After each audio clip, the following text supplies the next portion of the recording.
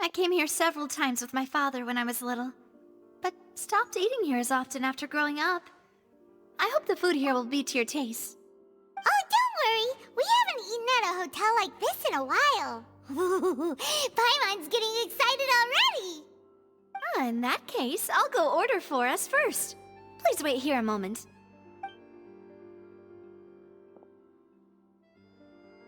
Ooh, everything looks so good! People in Fontaine sure know how to enjoy life! Why, of course. Go ahead, try whatever you like. If the food's good, I'll make a group reservation for the rest of Pt.2 Rosula next time. And if it's not? Well, then I'll still bring everyone. Albeit with only one dish per table. You, sure have your own way of doing things. Oh, we called this a farewell meal, but we could also treat it like a victory feast, right? We did just win that case after all. Oh, true. Very true. In that case, boss, we'll have another 2 dishes. Huh? Paimon didn't mean that you had to order even more food.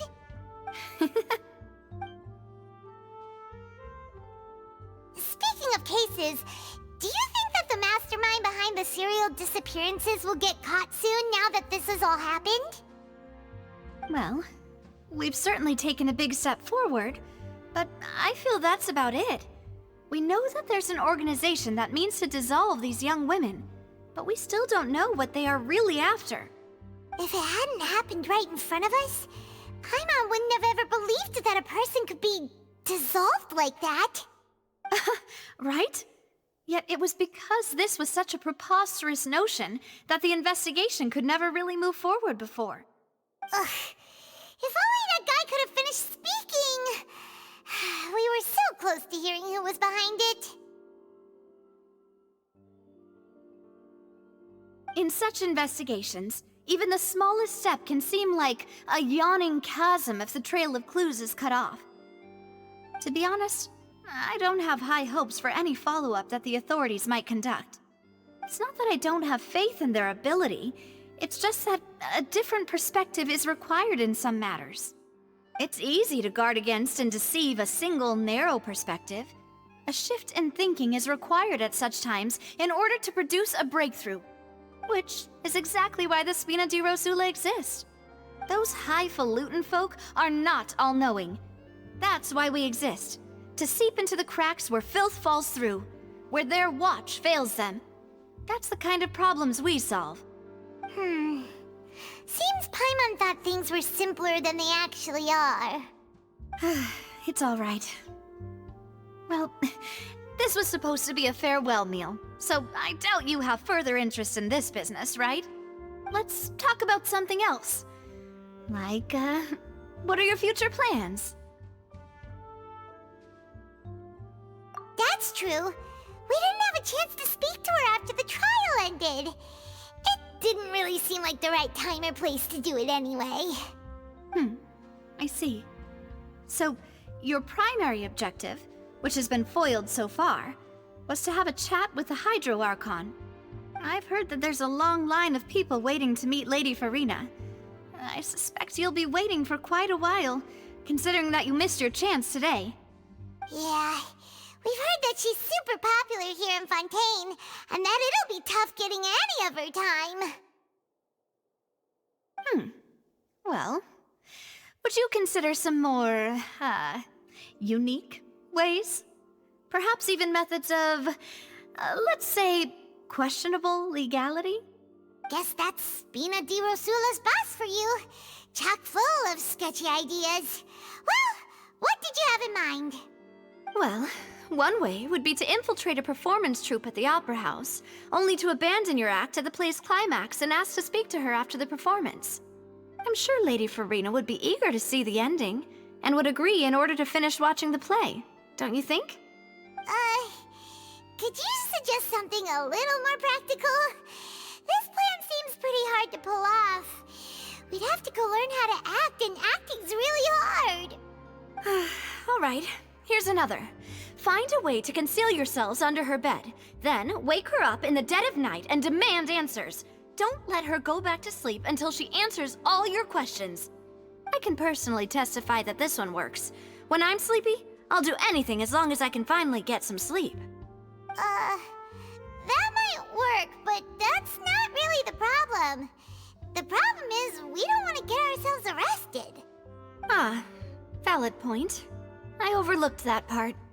I was just thinking about leveraging a person's desire for sleep. All right, no more joking around. Perhaps you could... Oh, I don't know. Cut the line when she's on a break. You did defeat her in court, clearing citizens of hers from false accusations. False accusations she had nearly upheld personally. I imagine that she feels quite ashamed about the whole thing. You mean that if we catch her while she's on a break, she might be too embarrassed to refuse? Oh, that does make some sense. Why don't we give it a try after this meal? You know, strike while the iron is hot and all. Huh? Paimon, did you drink my Fanta? Was this your drink?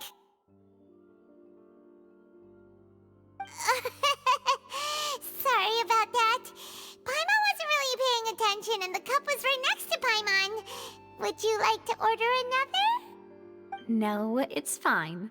We're just about done here. Alright. Honestly, Paimon wouldn't recommend Fanta anyway. It tastes kind of salty and icky. Is that so? Huh. Well, in that case, we'll have to blacklist the Fanta here then. If we're all finished eating, then I'll go pay. Yeah, we're stuffed. Thanks for the treat, Navia. Oh, so full. Paimon can barely float anymore.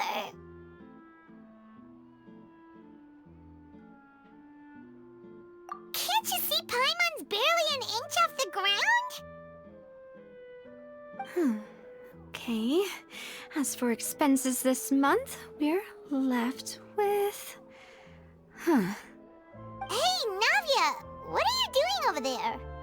Oh, nothing. It was just a meal, you know? Nothing the Spina di Rosula can't cover. Let's get ready to try to meet the 4.0 Archon again. Bye, Navia! So this is goodbye, huh? Well, if you do encounter any other trouble in Fontaine, you're always welcome to contact the Spina di Rosula. I'll give your requests the highest priority. In any case, I wish you smooth sailing. I'll see you again, partner. See ya!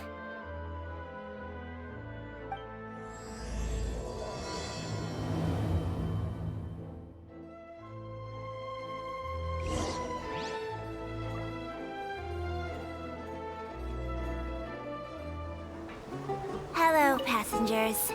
I am your tour guide for this trip, Alfan. We are now heading to Erinias. Many people are tried there and sent to the fortress of Meripede. But passengers needn't worry.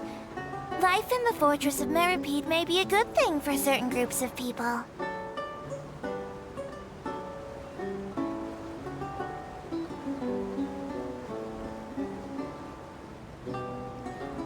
The construction of Clockwork Mecha has no restrictions outside of patent law. Other than the Fontaine Research Institute, many private workshops are engaged in researching and building all kinds of Clockwork Mecha.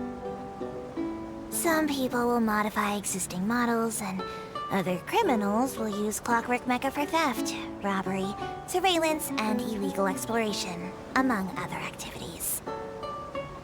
If you encounter such a situation, please report it to the nearest Maréchaussée personnel immediately.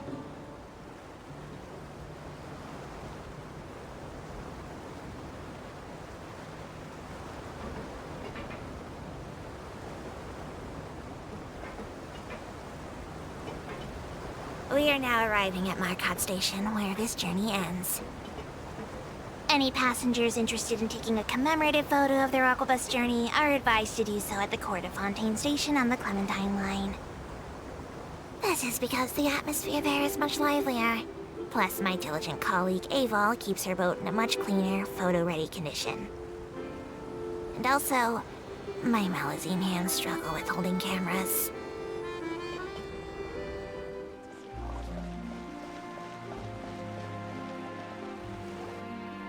There aren't many people around anymore.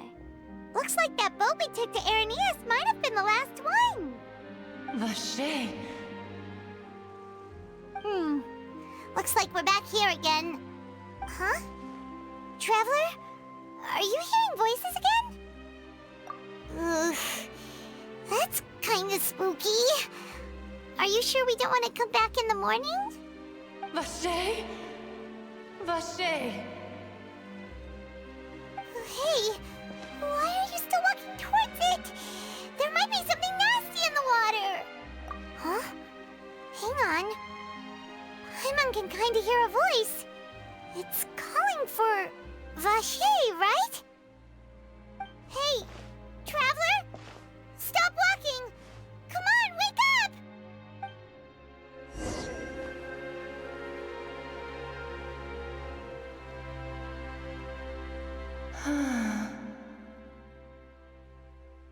Vache, are you... my dear Vache? No, wait. You seem to be someone else. Do you know Vache? Do you know where my love is? Wait. Who am I? I'm very sorry. I fear I do not know. My memories feel like they have been washed away like a flood. So many fragments dissolved amidst the tide, never to be recovered. How much have I lost? How many things that I once held dear while on land have I since forgotten? Yes, that is what I was once. But now, I am but the consciousness of one who is lost, therefore. I do not know how I came to be like this either. I only vaguely remember being covered in light blue water, and then all grew dim. I also remember going to many places. I loved adventure, loved exploring places of peril. No matter where I went, Vache would go with me. I knew how dearly he loved me, and I also loved him equally as much. But now, we can no longer go back. The pain of such parting, I never knew how heavy it could be. No, our reunion no longer has any meaning. There is no way for us to create any new memories. The thought of me gives him no succor, so let it lie forgotten beneath the waters. If you meet Vache, tell him not to look for me. Tell him to move on. That is the only thing I still remember. Perhaps that is so. As I was submerged in the waters, losing consciousness, I saw Vache above the surface. His eyes were filled with such sorrow, such longing. If only I could have comforted him, told him that I did not suffer. Indeed, I had felt a great warmth. Is that what you call it? Dissolving? If anything, I consider it a form of release. It was a state of neither fear nor frenzy, with only an endless peace, like the water's still surface. I could also liken it to being a thirsty person who drinks water for the first time, and only then sees how they have lived for so long in a world of endless want and anxiety. I think I hear your companion. It's time for you to go, I think. Farewell, then. I am glad that you were able to sense my presence. Remember, If you see Vache, tell him not to seek me out any longer.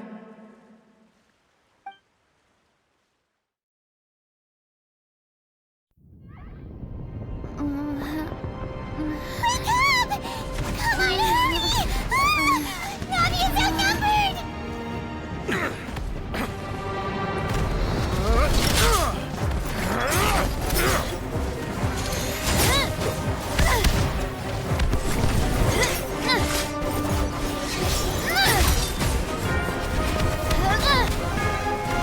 Demoiselle, look out!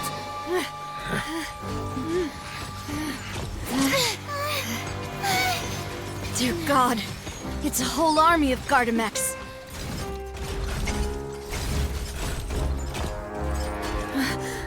Chlorand?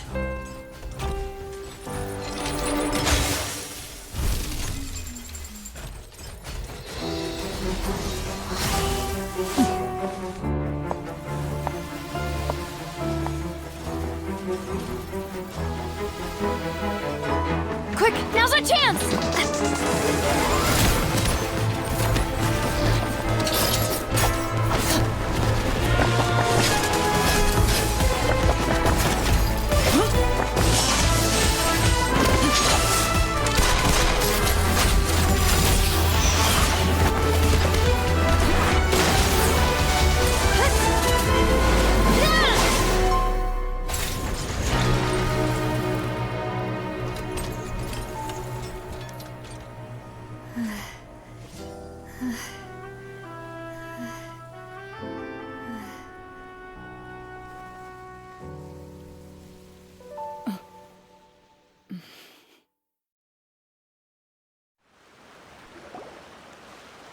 I should thank you for lending us your sword there, Chlorand. But before I do so, could you explain how you managed to show up here? I followed you. It seemed to me that danger has followed you more closely as of late. I believe that following someone without their knowledge is actually called stalking, is it not? Mr. Callus's last wish was for me to ensure your safety, and I will not betray his trust. He would do the same, were he alive today. Do not speak of my father! Sorry, Demoiselle. I was not strong enough. Thank you for your aid, Miss Clorand, but do keep an eye out for your manner of speech. I believe we all wish to avoid unnecessary emotional harm. Sorry, I did not consider your feelings. Whatever. What else do you know? How did you come to the conclusion that I'd be in grave danger? I doubt I know much more than you, but I believe that the mastermind behind the serial disappearances is very powerful. Your performance tonight will almost certainly attract their attention. I'm sure they've known about me. To be honest, I'm shocked it's taken them this long to act against me. And what about these Gardamex? I thought only those associated with the Maison Gardiennage could control them. None of these mecha have serial numbers. I was sure to check a moment ago. They are not the ones used by the authorities to enforce the law. I can only conclude that some powerful or wealthy party must have obtained them via illegal means, deploying them as a private force of sorts. What? Your point being that they're out of Spina di Rosula's league, then? Yes. Be careful, and do not act rashly. I will continue investigating no matter what. We will bring the truth to light. That's my father's true last wish. Regardless, thank you for your help today, Clorand. But if you get any ideas, tell me first. I don't much appreciate being followed. I do not think that they'll strike again anytime soon. So I shall stop following you. Good day, all.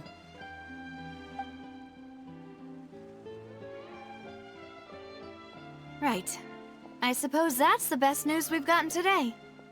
Demoiselle, I believe that Miss Clorand was being sincere with you. If we tried, we could attempt to thaw relations a little. I know, she's... Oh,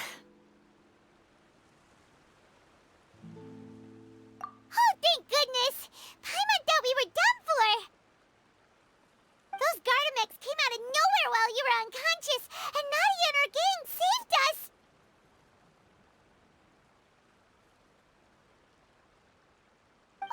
And there was that champion duelist named Chlorand who came out to save us too!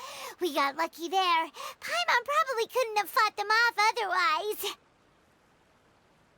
Oh, come now. Forget all that polite talk. That wasn't really a farewell meal we had back there. Not for me, anyway. In truth, I hope that every meal we have together shall be a victory feast. As such, we're still partners. There's no need to thank me. It will take 50 years for me to match Demoiselle's magnanimity. If it were me, I would have joined the Spina di Rosula on account of her goodwill long ago. All right, you two. That's enough. Actually, Navia, how did you know that we were in danger? You sure did show up in the nick of time. Well, to be honest, you're the one who tipped us off, Paimon. Huh? Really? Paimon contributed somehow? Ooh, Paimon's even more amazing than she thought! Yes, all thanks to you grabbing my drink by mistake. How did that help? After we parted ways, I was on the way back to one of our bases when I suddenly thought of what you said. That the Fanta tasted kinda salty and icky. Fanta only comes in sweet flavors, so how could it have tasted salty? The color of the drink, if I recall, had also been a bit off. So the Fanta had been spiked with water from the primordial sea? Yes. So, if you hadn't drunk that cup for me... Spina di Rosula is preparing the grandest of awards for you as we speak for saving the boss. Huh? Really? I sent people to Hotel de Boer to investigate, but whoever did this left no trace at all. That's when I figured out that you might be in danger and hurried here as quickly as I could. But why would they go after us too? All we did was defend Linny in court and help clear his name. Ugh, now we're caught up in this mess too, aren't we? Well, you did foil a plan that they were probably pretty proud of, and almost got their name in the process. Speaking of which, did anything strange happen when you drank the primordial seawater? Well, it can't be coincidence that the traveler fainted just now. She said that she heard that voice calling for Vache again. Oh, and this time Paimon heard it too, but it was real faint. Does this situation have to do with the primordial seawater then? Does that mean the primordial seawater raises someone's sensitivity to hydro when it's used on people who are not from Fontaine? That doesn't sound like too much of a bad thing, to be honest. New intel? While you were out cold? Well, let's hear it, shall we? Oh, that is important. Vache. That name doesn't ring a bell. I suppose he hasn't stepped forward as a witness in court lately. Since he saw that young woman dissolve, he was at least at the crime scene.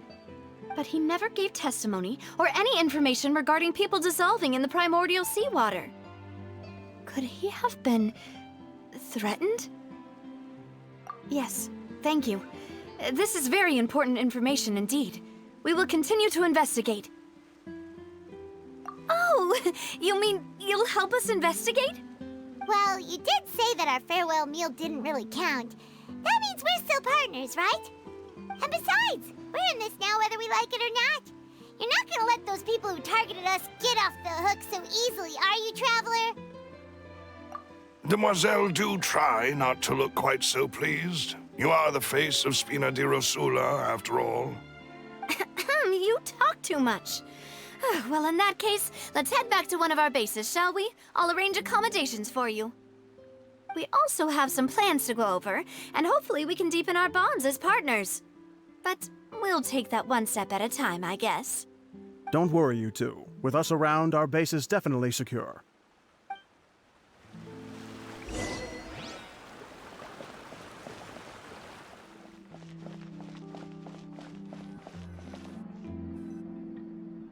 It's right up ahead, but let's make sure we weren't followed first.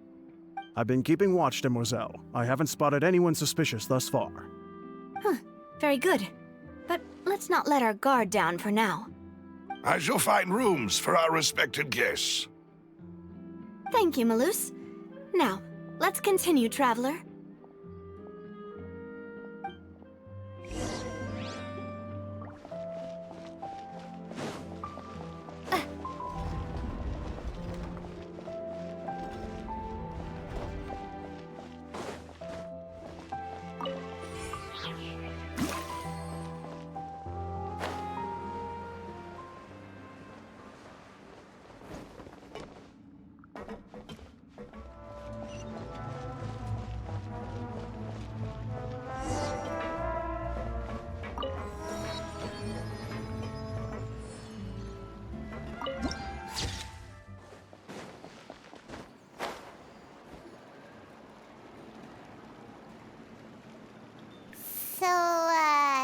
This is your base? It's not quite what Paimon imagined. Your accommodations have been arranged. Under the present circumstances, I can confidently say it's the best we have. Well, our funds have been a little tight lately. After all, we don't allow illegal or unethical profiteering. In fact, our funds often come from citizenry who support us. Seems like it's tough times for everyone. But if you have the support of the people, that does sound like it's worth it. To be honest, our financial situation was a lot better back when my father was in charge a few years ago. I'm afraid I'm not quite his equal. Your father... he was the previous boss of Spina di Rosula, right? How did he... Demoiselle, if you'll allow me to explain. No. I'll explain it myself. I suppose I couldn't run from this topic forever. And as partners, this is something I hope they can understand. My father's name is Callus. Yes, the same one they call Callus the Unfaithful in the streets.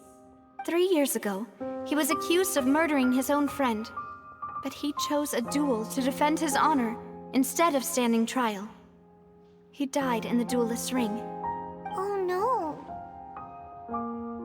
But I do not believe my father was a murderer. I'm sure he was set up. At the time, I believed that if he only stood trial and was duly investigated, something amiss would crop up and prove his innocence. But strangely, he not only requested the duel himself, but rumor has it that even after being seriously injured, to the point where he could be deemed as having lost the duel, he refused to surrender, determined to die in the arena. 3 years later, I still don't understand why he did that. How could he protect his honor if he's dead?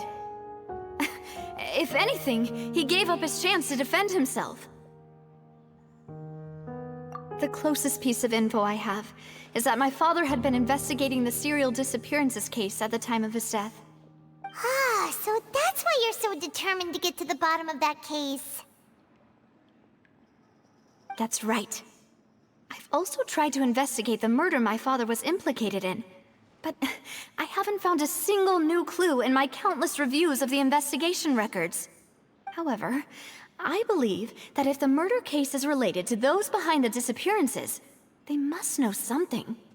I must know what really happened. Was my father coerced? Framed? Even if he really did kill his friend, I must get to the truth. If only he'd been more open with me when he was still alive. He even hid the fact that my mother died due to complications when giving birth to me. And now, here I am investigating his death. You really are a handful, aren't you, Papa?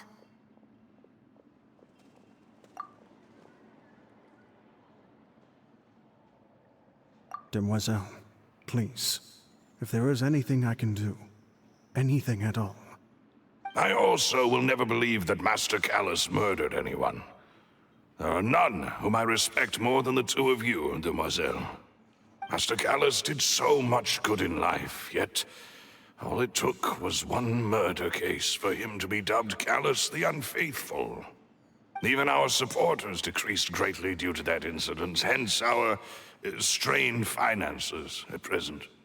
Wait, If Callus was such a good man, wouldn't people at least be a little suspicious when he was accused? No. Perhaps people just revel in that kind of drama.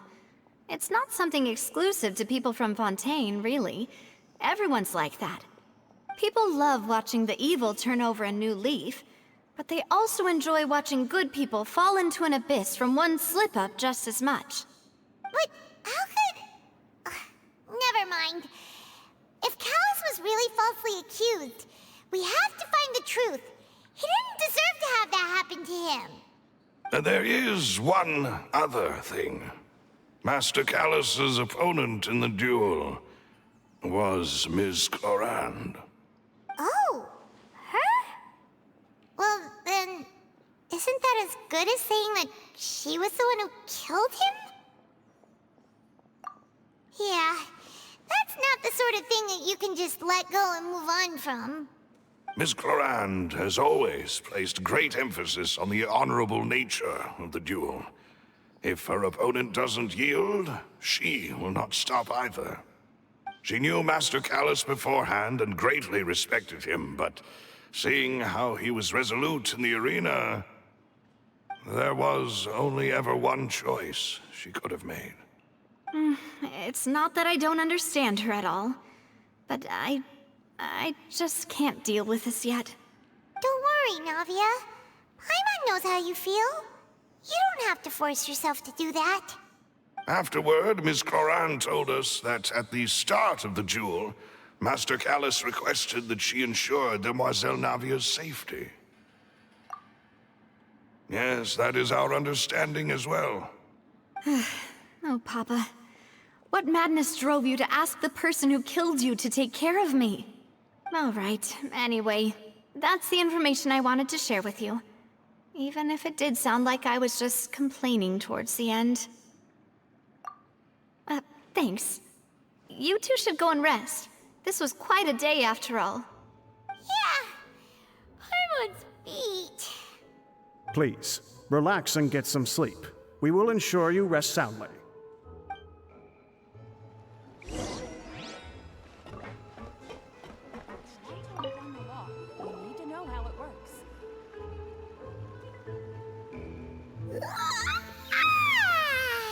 Paimon slept so well. This place feels almost too safe. Huh? Navia? Where did the other two go? I sent them back to Poisson. It's Spina de Rosula's place of origin, and where we have our headquarters.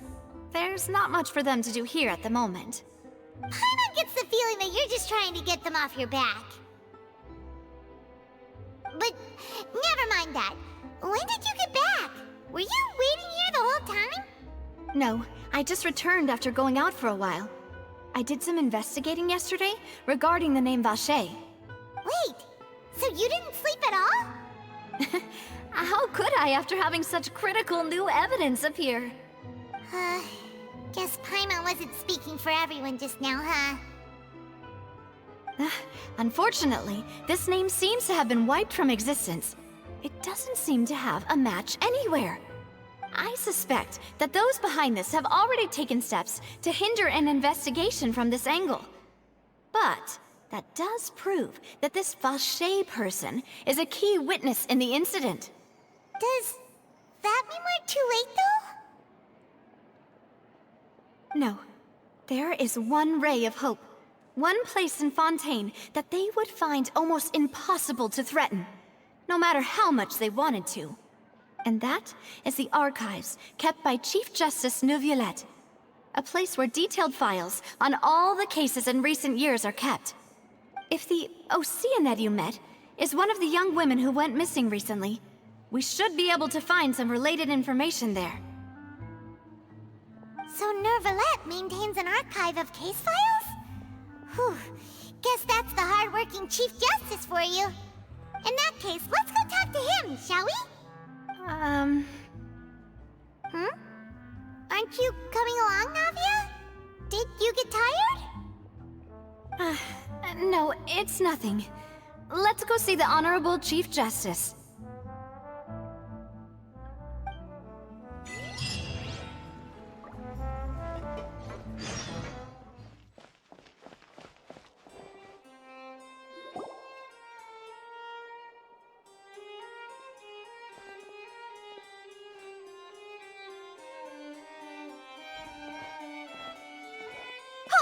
Please state your business here. The Chief Justice is presently occupied with official matters. Huh. This place does look pretty heavily guarded. Guess that proves that Nervalet's files are really secure. Hey, don't you recognize us? Huh? Who are you? Just to be clear, I don't care who you are or who you might be related to. Our rules make no exceptions. See? They've got great discipline, too. Yep. Paimon can tell. If you're here just to crack jokes, I can point you towards the exit. Unlike some, we're busy, so please leave if you don't have a reason to be here. No.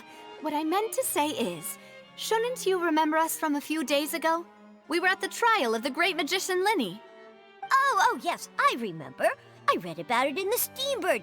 You must be Linny's attorneys. It's all coming back to me now.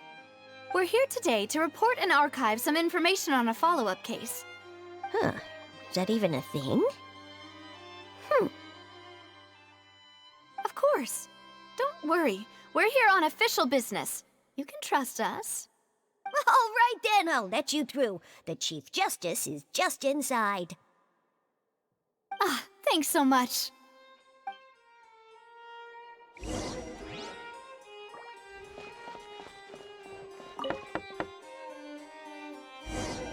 Please come in.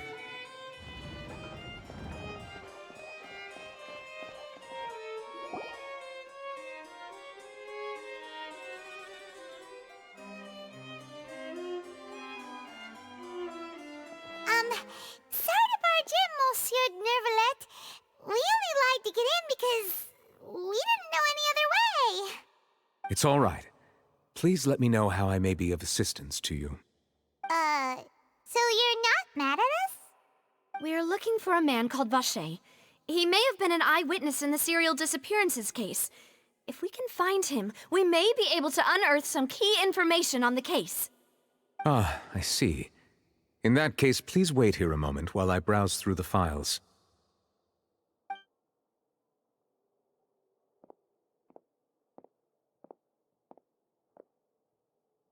Who knew that Nervalet would be so easy to talk to?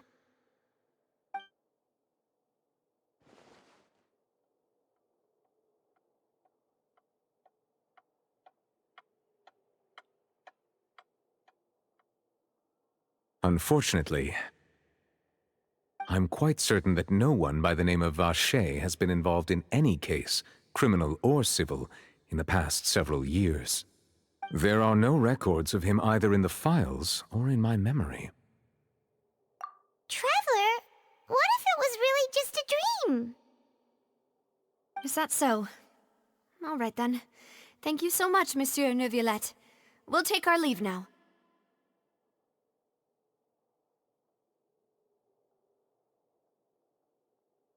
Ahem.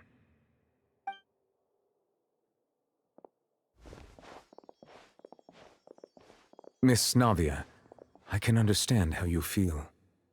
Your father, Callus, was a truly exceptional man. We deeply regret his passing.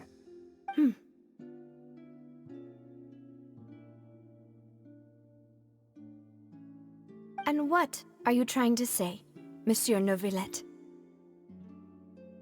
Are you trying to console me? Extend your sympathy? Or just express some tendril of regret? No. You are not trying to do any of that. I can hear it in your voice. There's no emotion behind your words. You only said those things because you felt like you should.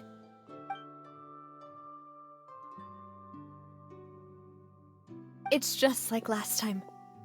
After my father took his place in the duelist ring, I pushed through the guards to talk to you as a last resort. You even told me then that you thought there was something fishy with the case, yet you still allowed the duel to go ahead. In your eyes, the value of a human life is nothing compared to those cold laws you hold so dear. If you truly regret my father's death, then why didn't you call a stop to the duel? Why didn't you give me the power to stop him from throwing his life away? Why did you just let him die, despised and hated by all? Everything was hanging on a thread at that moment. Just the tiniest effort could have changed everything. There are still so many things I never got to tell him. So many questions he still owes me answers to. If you really have no heart, then just look me in the eyes. I, Navia, will show you the true meaning of regret. I'm sorry, Miss Navia. You and my father are truly alike. You keep all kinds of things in your heart and never say a word to anyone. It's not so much that you can't feel, but that you would never express anything. Oh well. In any case, everyone already knows full well the apathy of the Chief Justice. My apologies for taking my emotions out on you, Monsieur Chief Justice. Let's go, Traveler and Paimon.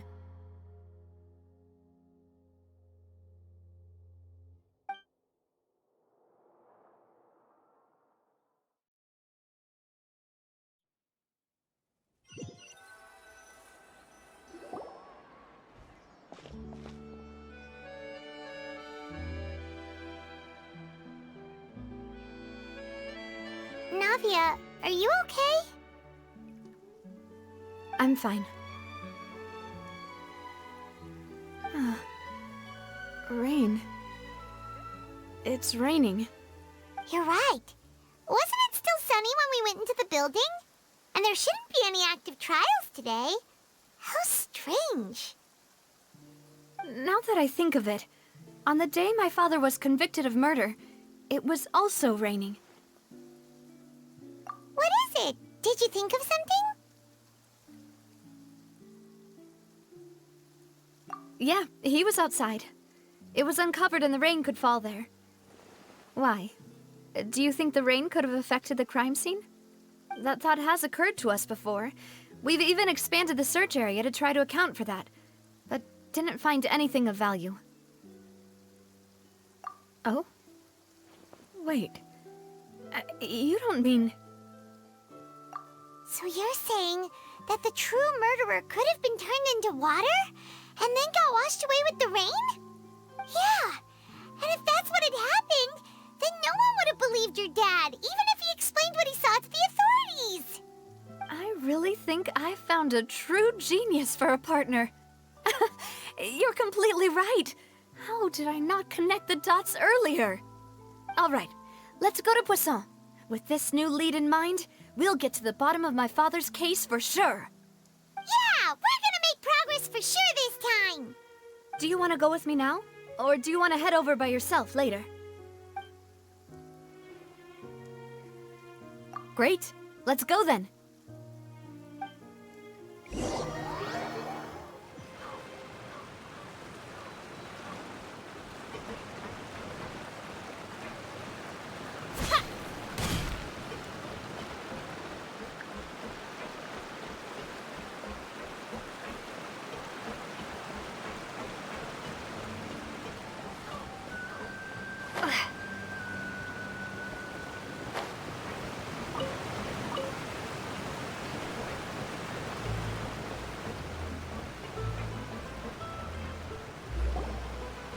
Whoa, what a huge ship! Why would a ship be anchored at a place like this?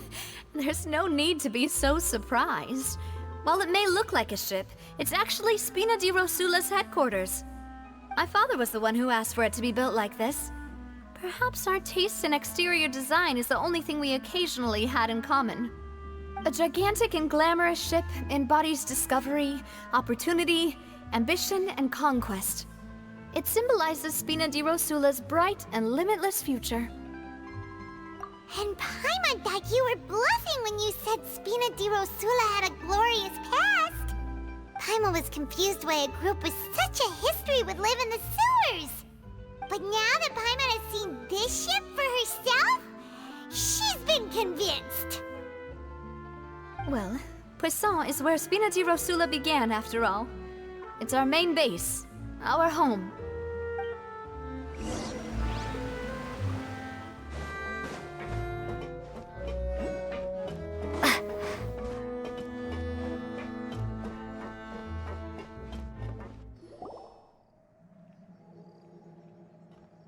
Melus, we're back! Apologies for the wait, demoiselle, and our most important partners. You said before that you still had some business at the court. What brings you back to Poisson so quickly? About that. It's because my partner here reminded me of something really important. You see, what if my father's case had something to do with water from the primordial sea? You still remember, right, Melus? On that night, it was raining? Yes, the case was quite similar to that of Mr. Linney's. Both were what you'd call impossible murders. Could you tell us a bit more about what happened before? Yeah, of course. Many years ago, something called synth began to gain popularity in Poisson. At a glance, it was a kind of drink that could excite your mood and produce many pleasant hallucinations. Wait! Didn't that guard guy who turned into water also mention that the primordial water could be used to produce some kind of potion? Yes, he did. Considering what we know now, it's almost certain that synth is created using water from the primordial sea. If you drink synth for an extended amount of time, you'll suffer many side effects, such as losing the ability to focus or control your emotions. And if you were to stop drinking it completely, you'll experience flashes of paranoia and anxiety while lacking energy to do anything. It's an extremely dangerous substance. As he oversaw Poisson, my father was compelled to put a stop to synth abuse and called for a complete ban of it. Boss's uncompromising attitude incurred the synth vendor's wrath, but no matter how much they threatened or bribed him, he refused to yield. Not only that, Boss became determined to find the mastermind behind the synth operation and put an end to the problem once and for all. Yes, but the enemy was very cunning. So he could never get anything out of the dealers, all of whom only sold the stuff and weren't privy to the rest of the operation. Recognizing that, my father decided to contact the dealers in secret and cultivate personal relationships with them. Finally, he was able to convince someone to become his informant. The man's name was Jacques. He felt greatly ashamed about his work after seeing many families destroyed by synth abuse. That night, my father hosted a banquet at his countryside estate. He planned to meet up and exchange information with Jacques over some food. But then, we heard 2 gunshots from the courtyard. We raced to the scene and found my father, still holding a gun, and Jacques, who was already dead on the ground. Huh? How did that happen? Aren't they on the same side? Sounds just like Lenny's case, doesn't it? In both cases, the culprit seemed obvious, but neither appeared to have any motive at all. Looking back on it, though, I now believe the most important clue was something we all overlooked at the time. There were pieces of clothing left at the scene. Precisely. It's all thanks to you that I made the connection now. Back then, we all just thought they were some costumes that Jacques used to disguise himself at the banquet. But, considering it now, it's almost certain that they belong to a third person at the scene. With one extra person, we'll also need to reconsider why the 2 shots were fired. You're right. We still don't know what happened. But my intuition tells me that we're on the right track to figuring it all out. I'm finally headed towards the truth. Jacques was an empathetic man who was infinitely remorseful for his past actions. It's unlikely that he turned on Boss with 0 warning. I think this third person is probably the key to the full truth. On that note, however, even though this will not please you, demoiselle, as your and your father's butler, I must still offer a word of warning. Our opponent is insidious and cruel. They are extremely difficult to deal with, and Boss has already lost his life trying to bring them to justice. Even though Spina de Rosula has lost most of its former glory, Poisson has welcomed a new time of peace, and we have been allowed to live out our lives. There is no need to follow your father's path. It would be both wise and in line with Boss's wishes to step back and give up on the case. If that's indeed what he wished for, then he should have told me that himself. Was I not the closest person to him? And yet, I was the one most kept in the dark. What was the point of him dying without sharing any of the secrets he knew? Did he manage to protect anything in the end? Synth is still here. Callus the Unfaithful is still his epithet. And Spina di Rosula is barely getting by. Nothing has changed. Did he think I'd just accept his meaningless death and live out my life just as meaninglessly? I've never accepted that. Ever. Not since that day, and certainly not now. I want to find out the real answer for everyone's sake. For the missing girls, for the victims, and for myself. Navia. This is indeed the best moment to act. Your partner appears to be quite reliable, and more importantly, Demoiselle, I think you're also ready to take this on. So you do know something else, Maloose? Yes, I do. In fact, even before that banquet, Boss already knew of the connection between Synth and the serial disappearances case. But what drove all the tensions to the boiling point was the revelation that you, Demoiselle, had been selected as the next target to disappear. What? Boss also didn't tell you that he had been diagnosed with a rare illness. The doctors told him that he had no more than 5 years left to live. And the serial disappearances case caused him great anxiety. 5 years was nowhere near enough time to resolve this long-standing conflict. But once he passed away, all the danger would pass on to you. Knowing all of this, he decided to use one final intimidation tactic before his death. He claimed to have already gotten his hands on some key incriminating evidence for the other side, and even told some members of Spina de Rosula about the details.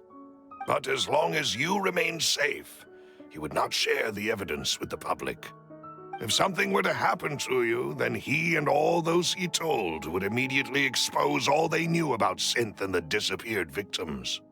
Right, so nobody would be able to get off scot-free. As we've seen, Boss's tactic has worked. Even though Boss has been gone for a long time, the other side has not tried to take Demoiselle's life. No, I don't believe it. He never appeared to look sick to me. No father wants their daughter to see them weak and haggard, especially someone as proud as Boss. To him, dying in a duel and suffering lasting dishonor as the Unfaithful were still far preferable than losing face in front of his daughter. So he chose to die in silence, so that he could protect me. I'm afraid you're not understanding this correctly, Demoiselle. What Boss wanted to hand to you was not a parasol, but a sword. If Boss's spirit could hear you telling me that you want to find the answer for the sake of everyone involved, I'm sure he'd be extremely proud. That fool. Couldn't he have just given it to me straight? No. He might have set up everything precisely because he never thought I'd be able to understand him. Is that the amount of confidence he had in me? And what if I was never able to make it to where I am now?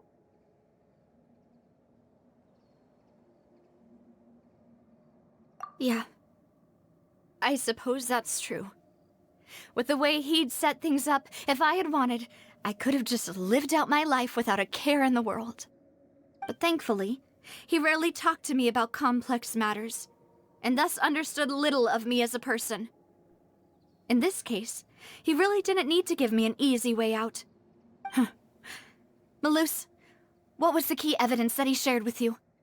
It's the location where synth is produced. Essentially, it's the enemy's headquarters. When he was threatening the enemy, Boss didn't share the specifics of the incriminating evidence he found. But if you want to use it against the enemy, you'll still have to take several things into consideration. Why? If we know where the place is, can't we just go storming in? You mustn't forget that we're fighting against a mysterious and dangerous organization that's been in operation for decades. There's no telling what might be lying in wait at their headquarters. We also have no idea what kind of evidence we may be able to find inside, nor what people we may be able to capture. But a single visit to their headquarters would be tantamount to a formal declaration of war. The worst case would be that we leave empty-handed, but also open ourselves up to full retaliation. Then, in that case, why not work with the Fontaine authorities? Well, you saw one of them dissolve during Mr. Linney's case. We have no idea just how thoroughly they may have been infiltrated.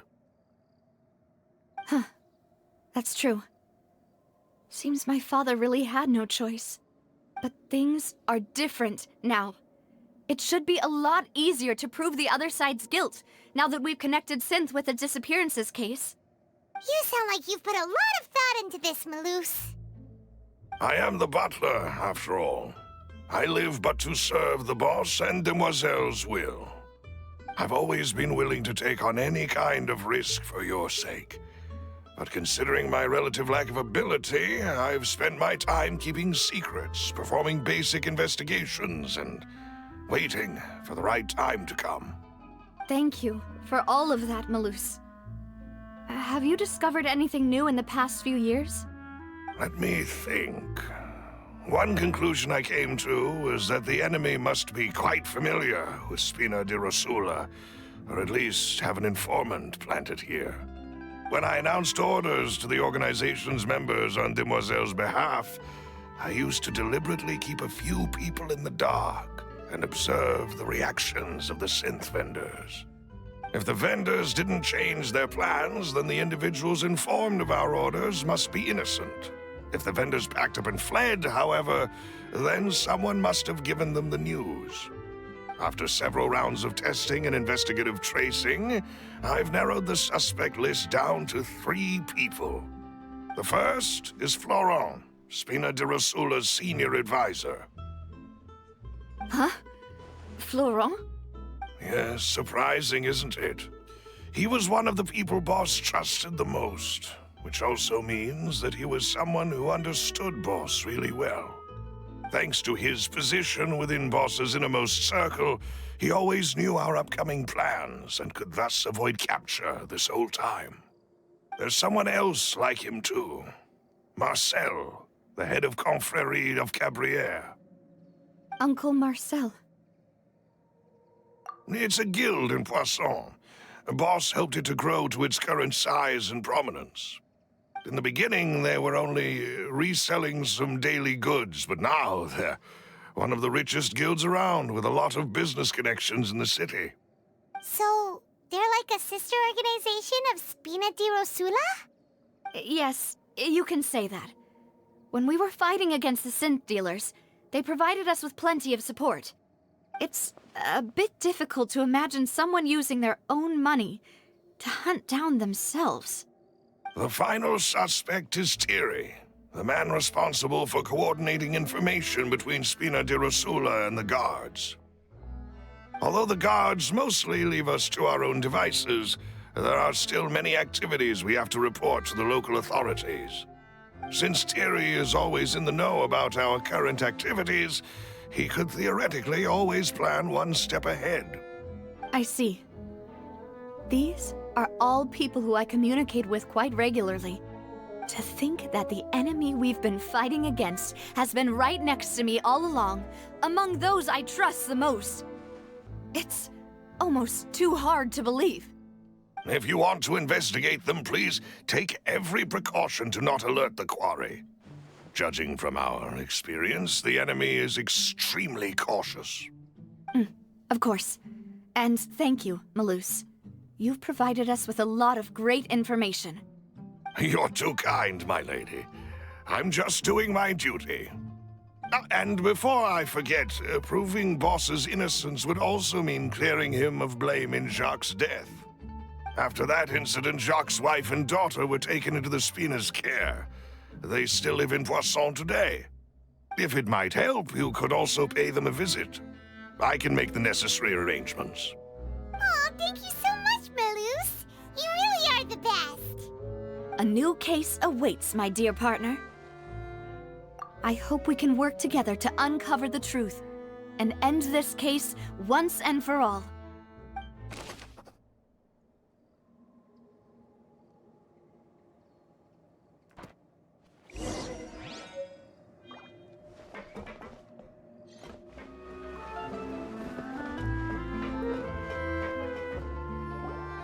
It is settled, then. Please excuse me, and enjoy your conversation at your leisure. Thank you for arranging everything for us, Malus. Excuse me, miss. Do you need anything from us? Oh, Hey, Navia's all quiet. This isn't like her at all. I'm sorry that I only came to visit after all this time. After what happened, I didn't know how I was supposed to face the two of you. Ah, if it's about that, there's no need to apologize. After my husband died, Spina di Rosula sent us a lot of mora and support. I understood your guilt and apology to be genuine. But aren't all of those things nothing compared to the loss of Jacques? I can understand the kind of pain that comes with losing a father so needlessly. You don't understand at all. I didn't know how to face you, because I didn't know what I could possibly bring as a consolation gift. I know only the full truth could bring closure to you, and to all of us. I'm sorry. I appreciate the sentiment, but you don't have to carry all that guilt. On the matter regarding my husband, my daughter and I have more or less found our answer already. Would you mind sharing it with me? I really can't believe that my father could ever bring himself to shoot Jacques. I always knew that my husband's money was earned through others' suffering. He told me countless times that if he could turn back the clock, he would never go into the synth business again. He had many regrets, and felt that he took the idea of providing for his family too literally. For the longest time, he thought Mora was everything. So when Mr. Callis came to him with a proposal, he accepted it almost immediately. He tried to be as careful as he could, but even so, he was still found out by the higher-ups. They found out about his betrayal? Papa didn't say that exactly, but Papa did tell me that I should never be ungrateful. Before he left that day, he told me that he had no choice. It was only later that I realized it was his final farewell to the two of us. I don't know that for sure, but you could say that's the conclusion I eventually came to. Which is why I'm the one who should feel guilty. Callis had always taken great care of us, both when he was still alive and after he passed away. Even if he fired the shot that killed my husband, it was likely in self-defense. It is impossible for me to hate him for what he had done. But Mama, why is Papa still the bad guy if he did the right thing? Papa always wanted to be a good man, so why did he have to do a bad thing in the end? Well, things aren't always as they seem. You still feel like your papa was a good man, right? Yeah, Papa was a really good man. The best in the whole world. Then you should hold on to that. If a good man had to do a bad thing, then he must have had his reasons. Regardless of whether he left you a parasol or a sword. He must have done so to give you a better life. Oh. Thank you for everything you've told me. I will definitely find the truth. The current state of things is not something I'm willing to just sit back and accept. Thank you. I'm very grateful to hear this from you. Even though your personality is quite different from your father's, your determination when you speak is really similar. You really think so? That's the first time anyone said that to me.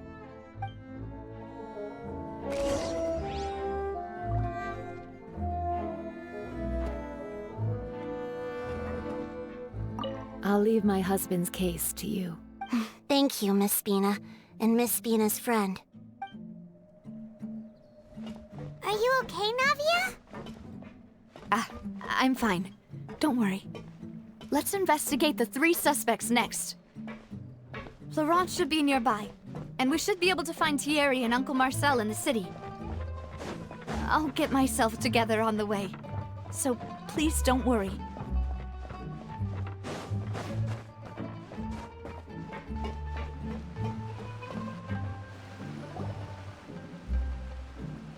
Greetings, boss. How may I be of assistance today? I'm sure you've heard about what happened at the Opera House? Someone got turned into water right in front of us. Yeah, I've heard. With something that dramatic, I'm sure journalists will milk it for all it's worth. And it'll be all the talk for the next several weeks. It also reminded me, on the day that the incident happened with my father, it was raining outside, and we found some clothes left at the scene. After my partner here put the dots together for me, I feel like we should try to reopen his case. Can you do me a favor and try to recall what happened that night? Let me think. Mr. Callis was feeling pretty upbeat that day. So he was drinking and bantering away with us at the table.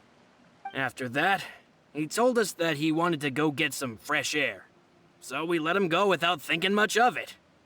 Who knew that we would hear 2 gunshots ring out right after? My first reaction was that Mr. Callis's life was in danger. So I grabbed my holster and made a mad dash toward the scene. But when I got there, it was already too late. Mr. Callis was standing over a dead body with a gun in his hands. All we could do was look back and forth at each other, not knowing what to say. So you also remember 2 gunshots then? Indeed. The guards said that the first shot didn't hit anyone, while the second killed Jacques.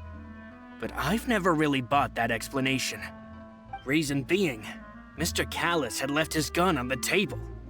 I even made sure to confirm that before running to the scene. But according to the guards, that doesn't mean he couldn't have had other guns on his person. About the clothes left at the scene that you mentioned. Do you think there was a 3rd person there who was turned into water? At least from our perspective, my father had no reason to kill. So he would also have no reason to bring an extra gun with him. The gun he was holding probably belonged to Jacques, or a 3rd person on the scene. Yeah, that makes a lot of sense. So you're saying Mr. Callis ended up with the gun because he seized it from one of the other guys? But hold on. If that's what had happened, then why didn't he share the truth with any of us? He didn't even want to face the Oratrice machine, and chose instead to prove his honor in a duel. Did he lose all faith in the courts after seeing someone dissolve right in front of his eyes? About that, Malus told me a thing or two. So, I think I can understand why he committed to the duel. I'll tell you everything, once the whole truth has been revealed. I understand. Then, I'll leave Mr. Callis's honor in your hands, boss. And if I may just say one more thing. The whole Callis the Unfaithful epithet has been a thorn in my side since the day it was invented. Many people have laughed at me for still calling him Mr. Callis. even after so many years have passed. But it was Mr. Callus's trust that allowed me to rise through the ranks of Spina di Rosula and live the life I lead today. No matter what others might say, he'll always be the man I respect the most. And he'll always be my boss. Don't worry. I will definitely find the truth. You and all our other comrades at the Spina deserve to know the truth as well.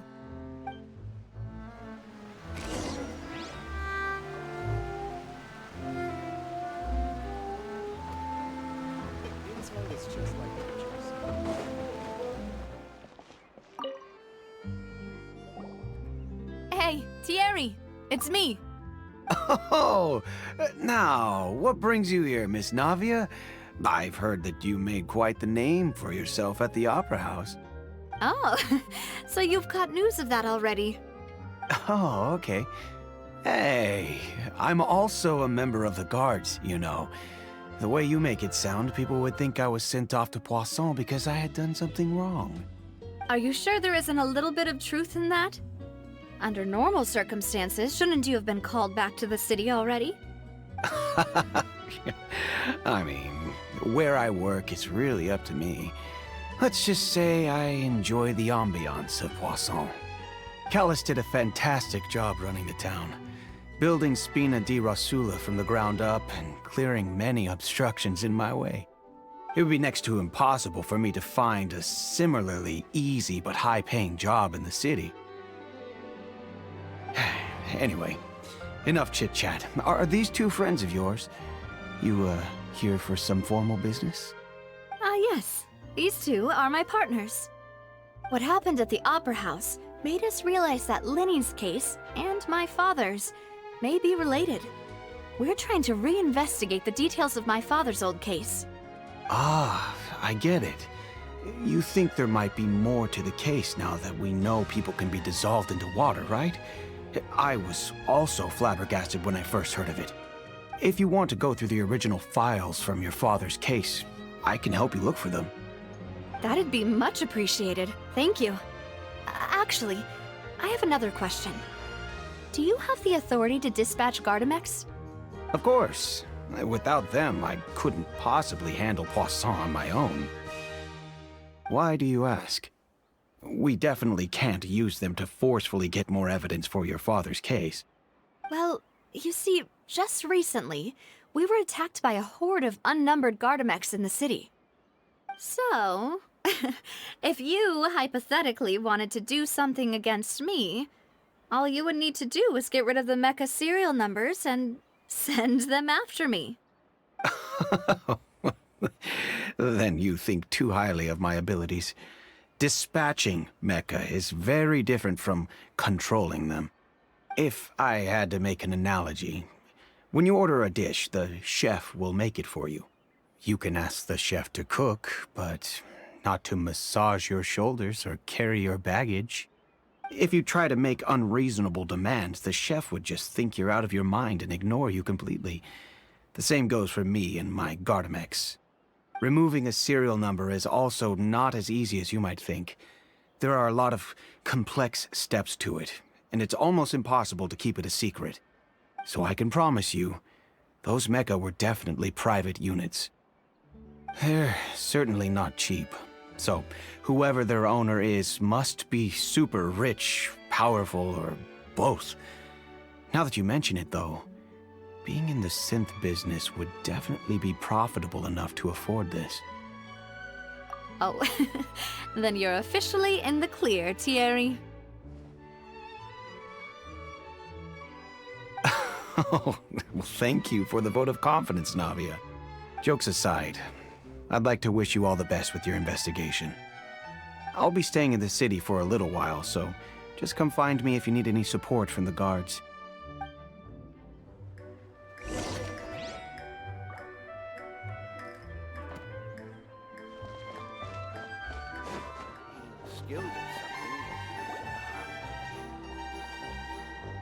Hello. How may I help you? I'm here to see Marcel. Could you please let him know? You can just say Navia's looking for him. Sure. I will let him know right away.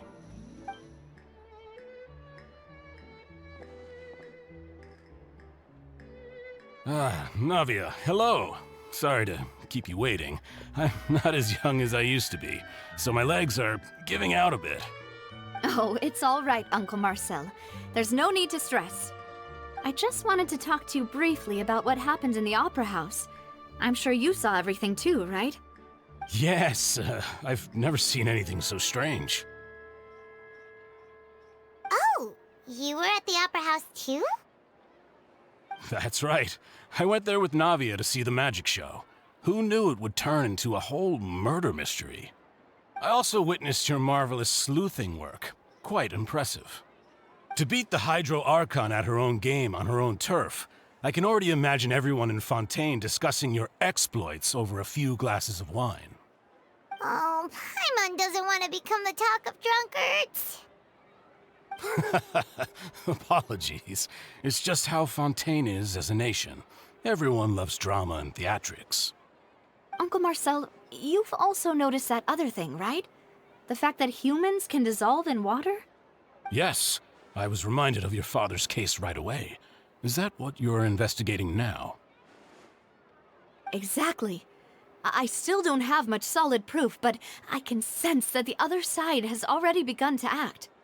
Oh, and what makes you say that? We were attacked on Araneus by some unnumbered Gardamex. And there was also an attempt to get me to drink water from the primordial sea.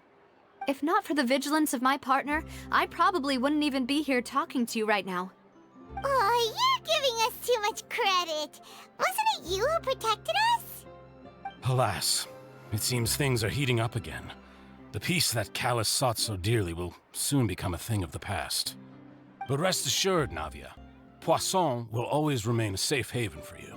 If you're scared, you can always return there. If anyone dares to lay their hands on you there, the Confrérie of Cabrières will use its funds to the last Mora to bring them to justice. Thank you, Uncle Marcel. But I don't intend to go into hiding. I'm going to strike while the iron's hot. Do you have any new thoughts on my father's case? About that. Sorry, my age is catching up with me, so it'll take me a while to recall my memory.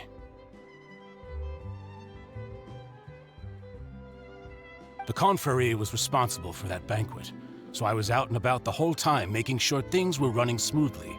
I didn't even have the time to drink with the guests. Then I heard the sound of a gunshot, and the rest was history. Oh, it's okay. No need to push yourself. We'll ask around some more, see if there are any valuable clues elsewhere. Sounds good. Just let me know if you ever need Mora. All my wealth comes from Callus's patronage and support. I'll spend however much it takes to clear his name.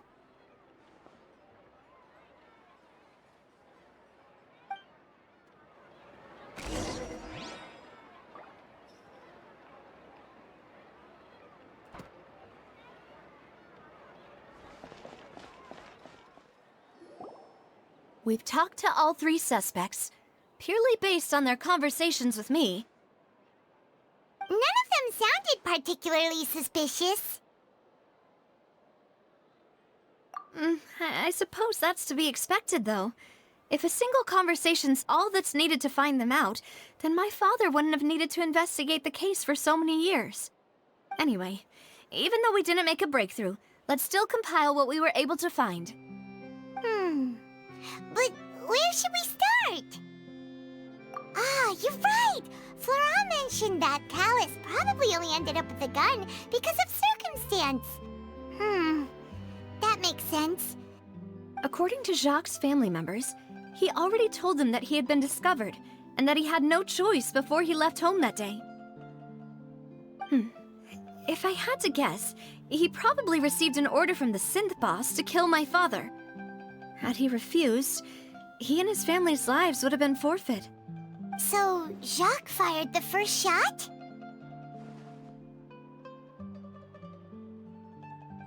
Oh? And why is that?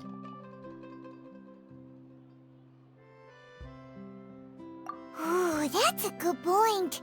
Jacques probably already knew that he was just being used as a tool for murder. And once he had completed his mission, he'd be of no more use to his boss. Huh. So, what would make more sense from his perspective would be to turn his back on the Order and seek protection from my father.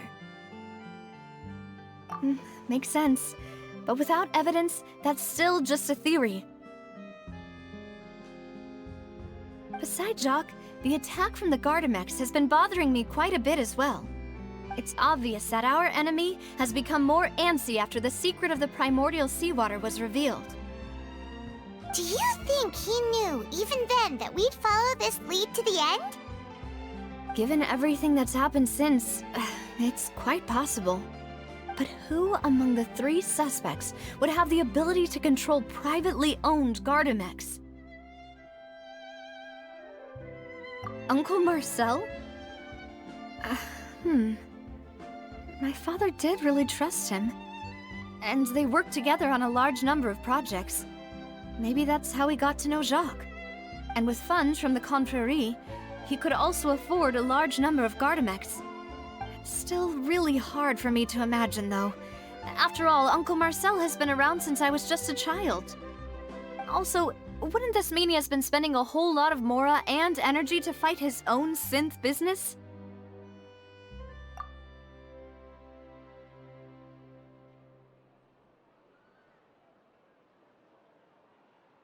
Florent? It is true that he was closest to my father, and thus had the best chance of learning about his dealings with Jacques. But as Spina di Rosula's advisor, his work mostly deals with personnel and security, so he shouldn't have much means when it comes to finances. So you're saying he's too broke to afford a mecha army? Exactly. He can't. And even if he could, I don't think he would be able to dispatch a whole group so quickly. Thierry, you say? Huh. It is possible that he's figured out a way to convert the Gardamex for personal use. But I didn't feel like he was lying when he was talking to us about the mecha. I also don't think he'd be able to keep that kind of tampering under wraps. Yeah. Had he actually tampered with the mecha, we'd be able to prove it with a simple check of the guard's inventory. If the mecha were taken from the guards, it should be pretty easy to find out when and how that happened. Who could it be?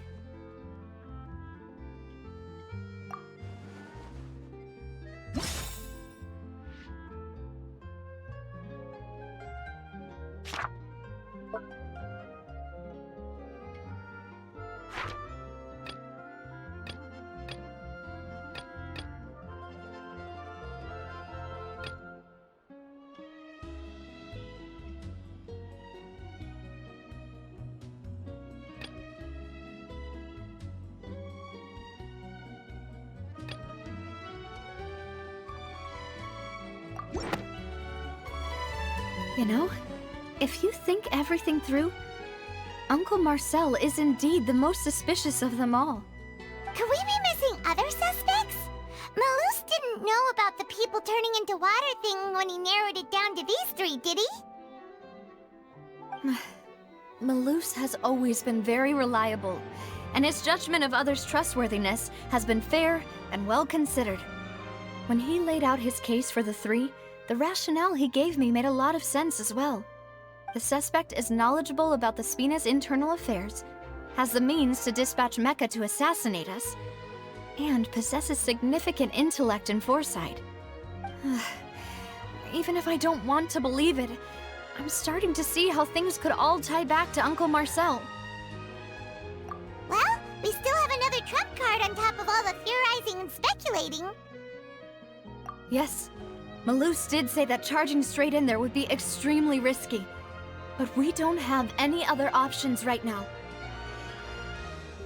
We need far more solid proof before we can hope to go charging in on our enemy. Navia, here you are. Oh, I've been looking for you. Huh? Aren't you the guy from the guards? Did something happen? Yeah. News came from Irenaeus just after you left. We've got another trial on our hands. Wasn't that place built specifically for holding trials? What's so newsworthy about this one? I know. But they said the person they're putting on trial is a Fatui harbinger called Tartaglia. What? Is that someone you know? Yeah, we know him. Maybe even a little too well. Well, he's been accused of being the true culprit behind the serial disappearances case. It's absurd, don't you think? Wait, how? None of our investigations have had anything to do with him. That's what I thought was strange about it, so I came to tell you the news right away. If the charge against him stands, then it'll be next to impossible to get the guards to support any of our planned investigations. Right, because they'll think they've already found the culprit. Yeah, and it'll be a lot harder then to clear Mr. Callus's name. I understand. Well, partner, what do you think we should do? We still haven't found any conclusive evidence. Huh? Split up? What do you mean?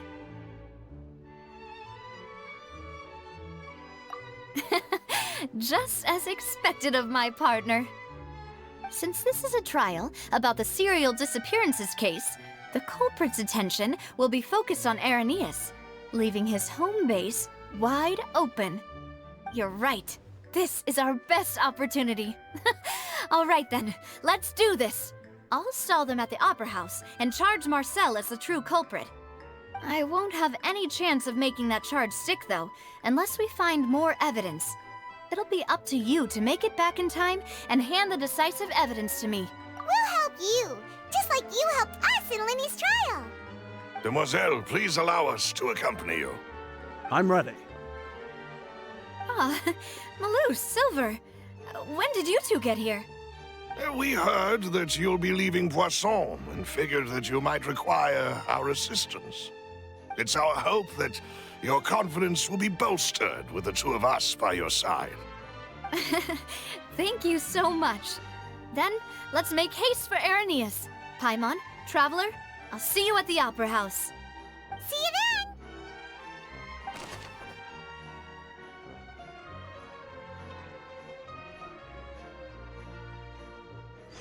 Now that Navia has set out for Irenaeus, we should also get going. The location has already been marked on the map, so let's head over. Huh. According to Malus's info, the synth production base is underwater. Let's go and try to find the entrance.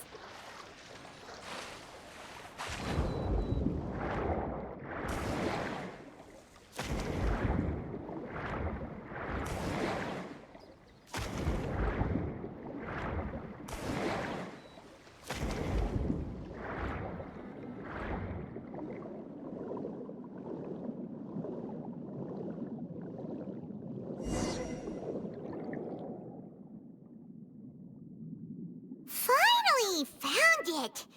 Huh. So this is the entrance that leads to the synth production base. It sure doesn't seem out of the ordinary at all. Ah, you're right. An important place like this is bound to have a ton of protective measures and mechanisms. Navia's probably arguing up a storm right now to stall for us.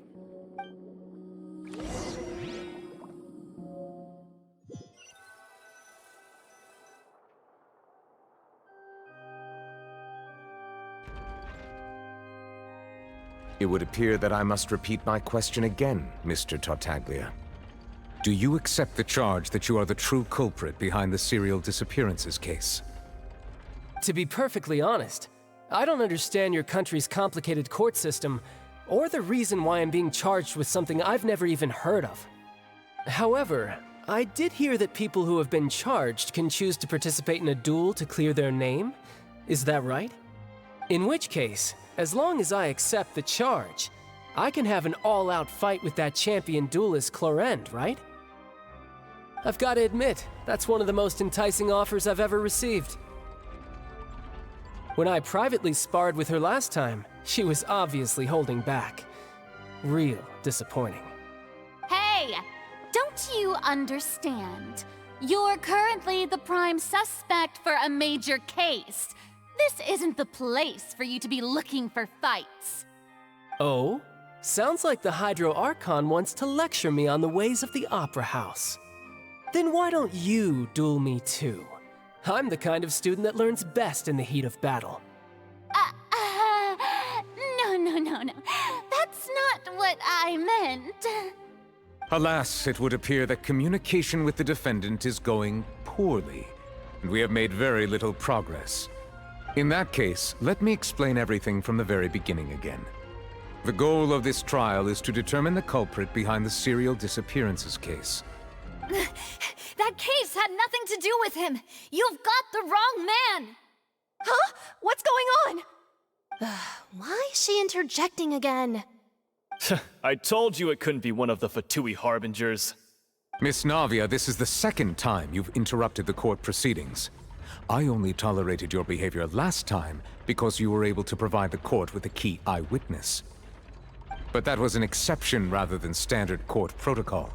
I can very well charge you with contempt of court for your interjections.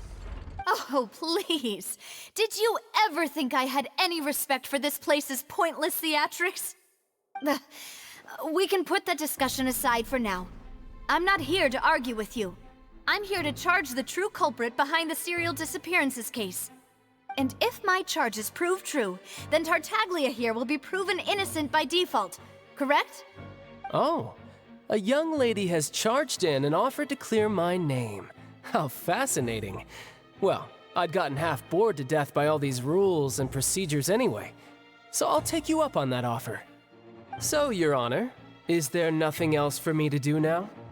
You may take a seat for now in the audience, but that doesn't mean the suspicions against you have been lifted. Now then, Miss Navia, who is the person you would like to charge instead? That person is...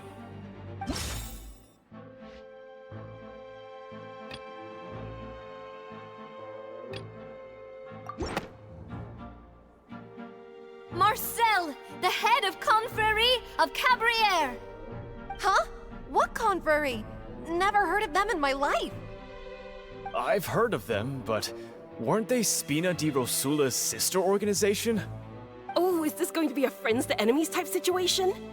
Please let me remind you, Miss Navia, that charging someone is an incredibly serious matter. Committing to the charge also means taking on the legal responsibilities associated with it. And if the charge fails, depending on the circumstances, you may also be charged with the crime of making a false accusation. Knowing this, do you still wish to charge this man? Yes, I do. In that case, I declare the charge to be valid. Miss Navia and attorneys, please take your places on the court. Members of the guards, please contact Mr. Marcel right away so that he may stand trial.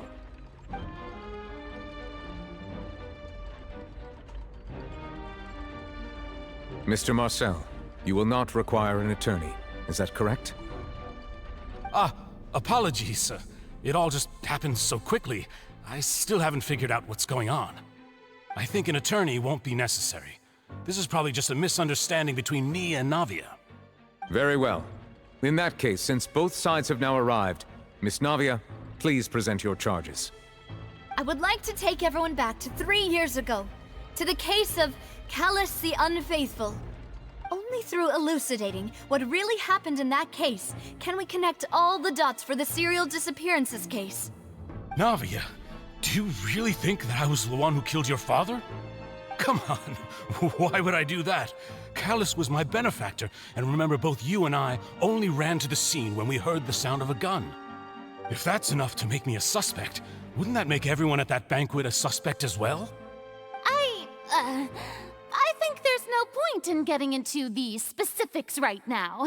The audience doesn't even have the big picture yet. Even I'm struggling to remember some details of that case. Exactly correct, Your Honor.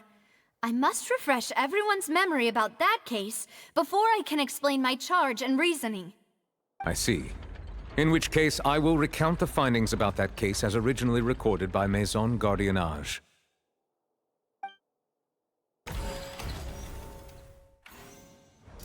On the day of the murder, Spina di Rosula hosted a large banquet in a countryside estate owned by the Confrérie of Cabrières. During the banquet, all attending guests heard 2 gunshots from the courtyard. When the guests arrived at the scene, they found the primary suspect, Callus, holding a gun, while his acquaintance, Jacques, lay dead from a gunshot wound. The guards' investigation did not recover any other firearms from the scene. As a result, they concluded that the suspect's first shot must have missed, while the second must have taken Jacques' life. The suspect did not dispute this conclusion, and also declined to defend himself in court. Instead, he chose to prove his innocence through a duel. Callus was defeated by champion duelist Clarand in the ensuing duel, and soon succumbed to the injuries. These are the known facts about the case. The one with the motive to kill was Jacques, not my father. And even so, Jacques still had no reason to pull the trigger. In truth, the third person shot Jacques first, and was shot in turn by my father when my father seized the gun from him.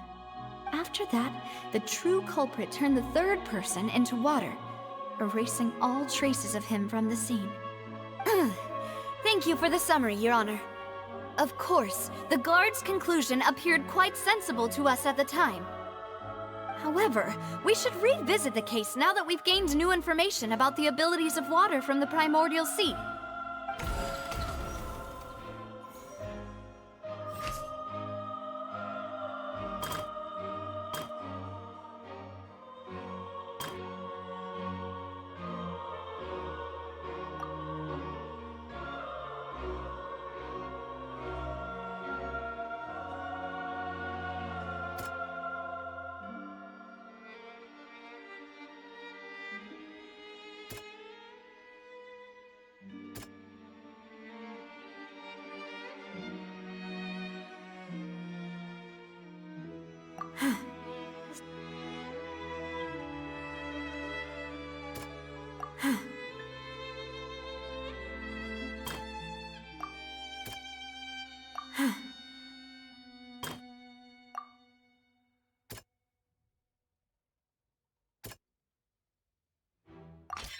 This assassin first shot Jacques, then turned to shoot Callus, only for Callus to wrestle the gun from him and kill him instead.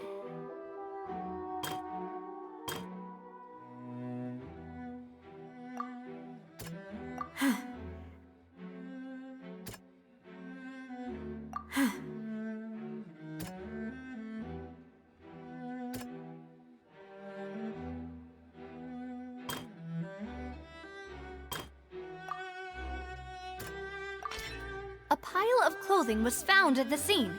The guards once believed they were used by Jacques as a costume to disguise himself. But since it was raining that day, the culprit was confident that they could use the rain to wash away all traces of their dissolved accomplice.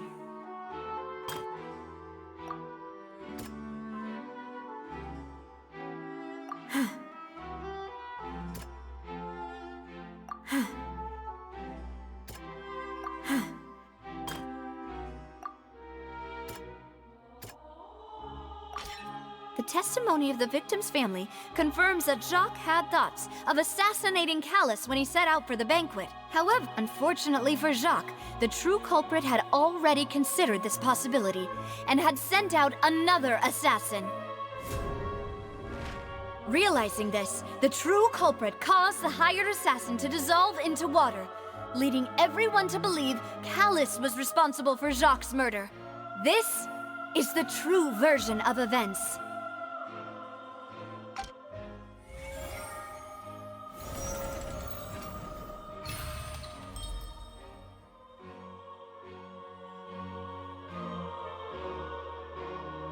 So that's what happened.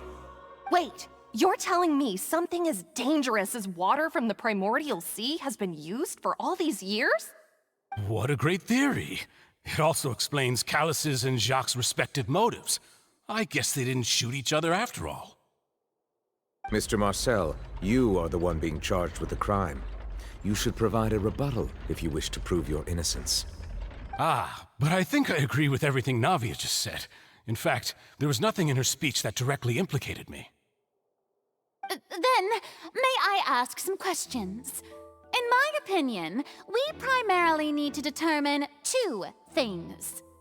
One, do you have the evidence to back up your claims? I'm afraid not. At least not at this very moment. Boo! If you don't have any evidence, you should just go home! I may not have the evidence with me, but I know where I could go to collect it. If we look up the deserted clothes against a record of people who went missing around the same time, we should be able to find a match. Considering the serial disappearances case, the guards probably kept careful records of all missing persons from around that time, regardless of age or gender. That makes sense to me. Monsieur Neuvillette, I would consider this to be a reasonable investigative direction. Why do I feel like Farina's acting a little differently today? Maybe she's scared of embarrassing herself again? Alternatively, she's become more diligent after charging an innocent citizen in the last trial. My second question has to do with the ensuing duel.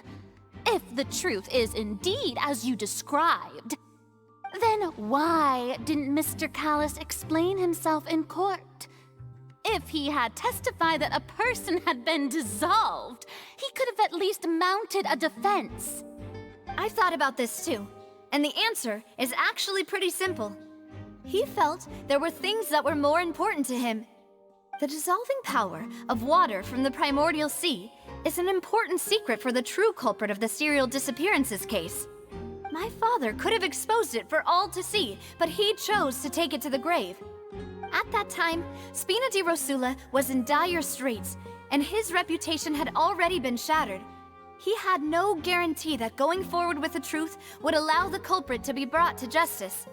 What was certain, however, was that it would paint a gigantic target on my back. Boss once told me that Demoiselle had already been selected as the next target of the serial disappearances case. What? If the secret had gotten out, the culprit would have fought an all-out war with Espina right there and then. I wouldn't have been the only one in danger. All of us would have stood to lose our lives. Of course, the guards might eventually figure out the truth of the matter and determine that we were in the right. But what good would that do? How can a hollow verdict protect anyone? Had this opera house ever given my father any kind of confidence in its brand of justice, Spina di Rosula would have had no reason to exist. But by staying silent, we retain the ability to deter our opponents and continue the stalemate. I was able to become Spina di Rosula's president, which made me harder to target, as well as giving me more time to grow and learn. And once I have figured out the truth and stepped up to the challenge, I will do what this opera house cannot, and restore my father's truth and honor back to him. So, you mean to say, your father intended to die in the duelist's ring? That's right. Do you have any proof? Of course. All you need is to ask his opponent, Clarand. I don't need your apology, your guilt, or your support from the shadows. You don't have to do anything for my sake. But since he entrusted his will to you, Clarand, you should tell us the truth about his sacrifice. So, during the duel, did you believe that Callis was intending to die? Yes, I did. As a champion duelist, I've fought many battles and taken a countless number of dishonored lives. In my line of work, I've seen all kinds of people give their all for the faintest hope to continue living. Some were determined, others passionate, and some even manic and twisted. Just one look and I can tell if a duelist is hoping to live or if they're looking to die. I hereby swear on my name and honor as a champion duelist that Mr. Callis never intended to leave the ring alive. Since that's your testimony, I have no more questions. It appears there really are good grounds to reopen this case. I concur. However, Miss Navia, you still have not explained the link between your father's case and the serial disappearances case. Right? What she said was fascinating, but kind of beside the point. Wait, weren't they just talking about the serial disappearances case? Of course, Your Honor. The two cases are connected via a matter of timing. In my father's case, the culprit intended to kill both Jacques and Callus. As a result, they planned to act after hearing 2 gunshots. And at the end of Linny's trial, the culprit also only dissolved the victim in front of everyone because they realized they were at risk of being identified. The culprit could only time their actions so precisely if they were already at the scene.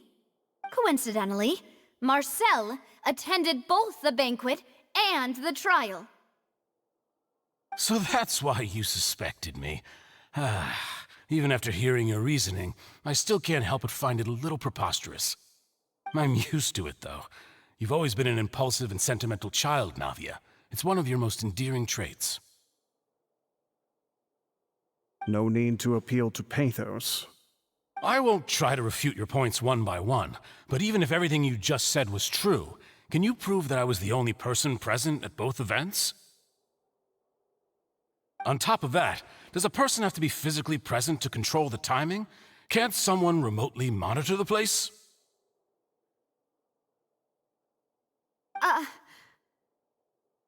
Oof, don't know what she can say to that. I know that even with that, you might still think you can reduce the list of suspects with some further investigations until I'm the only one left on the list. Alas, who won't feel at least a little hurt by an accusation of murder from a girl you see as your own daughter? But if I were to dismiss this completely, you'd also think I'm not being considerate of your feelings. Ah well, let Uncle Marcel teach you another lesson. Do you know what the biggest flaw in your reasoning is?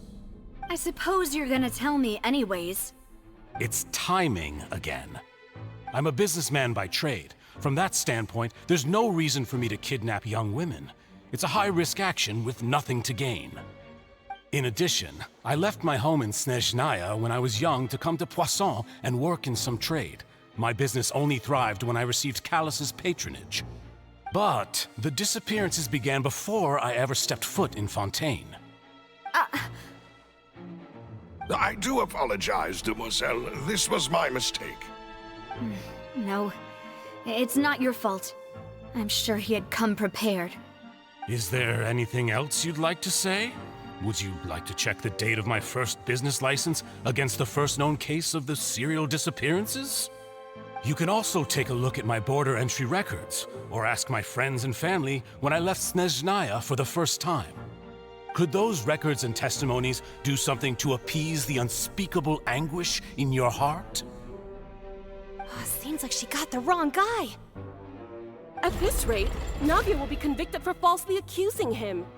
I think you've done a superb job of dissecting your father's feelings as he neared the end of his life. But aren't you going against all of his wishes and expectations right now? He wished for you to become more rational, collected, and conscientious, instead of dwelling only on your own feelings. Once you've learned to be more considerate of others' feelings, and to stop rushing headlong into things, you'd have met most of his expectations. This isn't just about me, and it never has been. The biggest difference between me and the rest of the victims is that I still have the ability to search for the truth, while that same agency has long been taken from them. The people whose families were destroyed by synth abuse, the people who lost their loved ones to the serial disappearances, and the people who suffered tragic ends due to their sense of justice. Many people's images are flashing before my eyes. I'm sure some are coming to those of you in the audience as well. And whose image do you see, Marcel? Is it a man named Vacher? Oh, so you do know that name. I'm merely surprised you'd suddenly say the name of someone I've never even heard of. I was waiting for you to say that.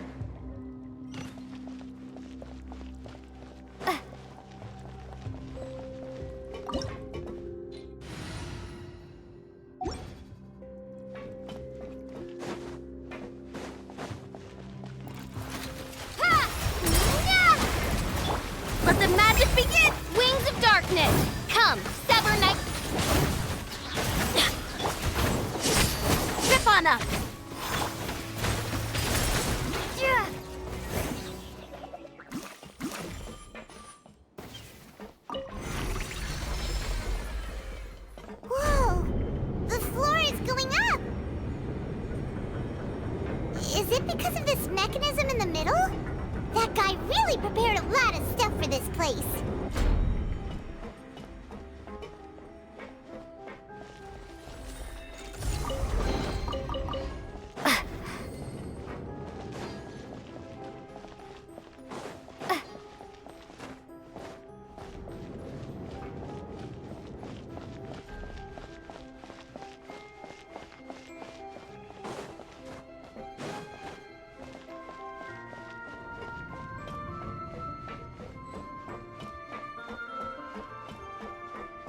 Paimon thinks we need to go up, but Paimon doesn't see a way. Let's take a look around. Maybe we'll find a hidden mechanism that'll show us the way up.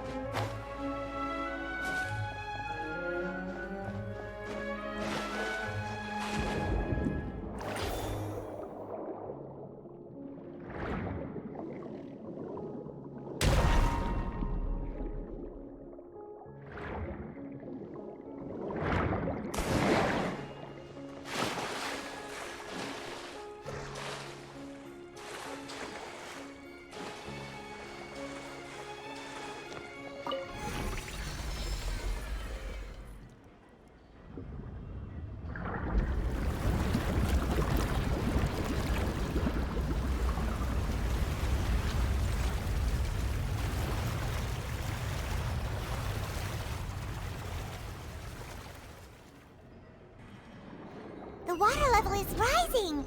Now we can swim to the top! But this is still a ways away from where we need to go.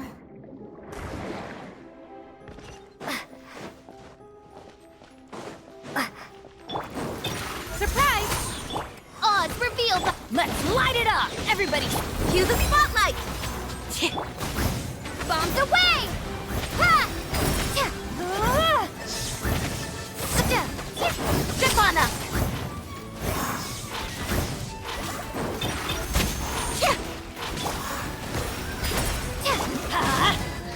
Midnight Phantasmagoria. Let the magic begin! Surprise!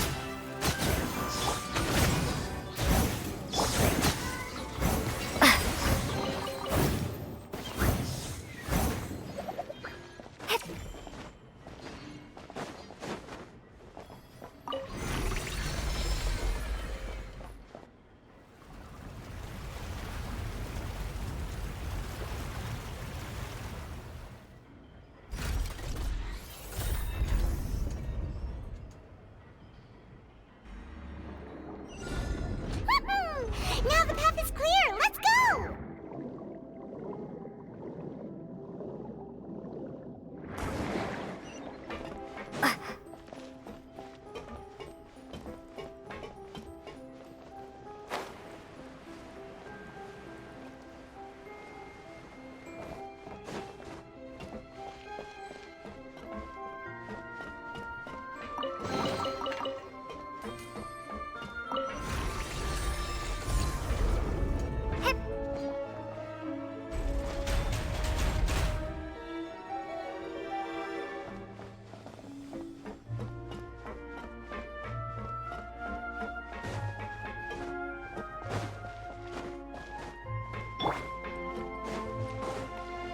By royal decree, step on up! Yeah! Go! Huh? Teamwork is dreamwork!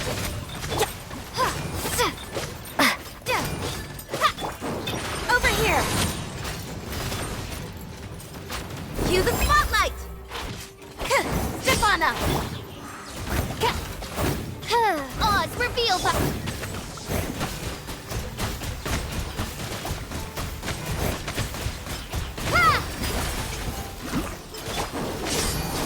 Here!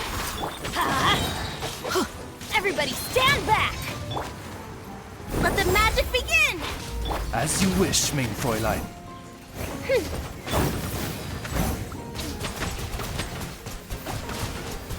Water jet!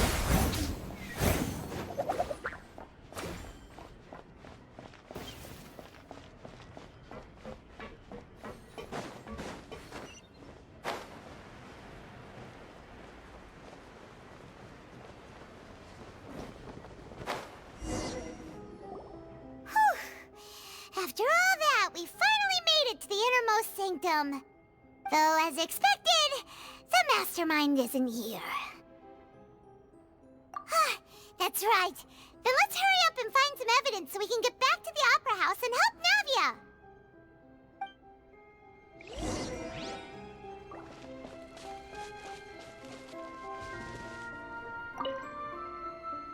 What's all this? Aw, it's a bunch of really cute things! Pink accessories, a hair tie, a necklace, even a makeup box! Oh, Paimon sees it too, but why are all these cute things labeled with different girls' names? Huh? You mean the girls from the serial disappearances? They were brought here? And then they were turned into water. And all the boxes of things, these names. That means... Oh, this is terrible!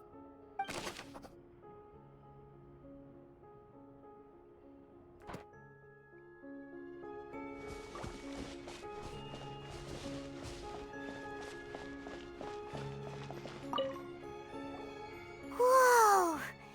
There's so much synth here! And so many bottles of ingredients that probably just contain the waters of the primordial sea.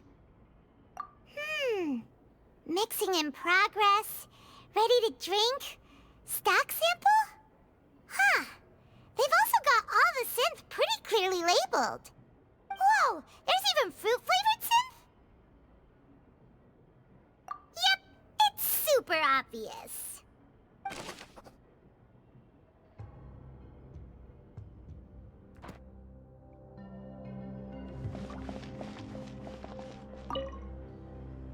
What's this over here? Looks like some kind of place for research. Experiment number 16 aims to verify Jacob Ingold's research conclusions on the primordial sea and use his theory as a foundation to achieve a breakthrough. The experiment was a failure. No individual managed to resurface from the water from the primordial sea. Female specimens 22, 23, and 24 were dissolved. Sorry, Traveler. Paimon will try her best. It's just that Paimon's never read something so scary before.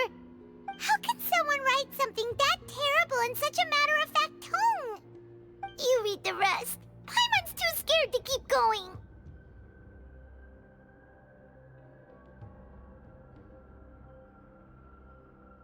So that's why he did all of these experiments. Wait, did he really think he'd be able to find a way just by dissolving people over and over? That's just insane!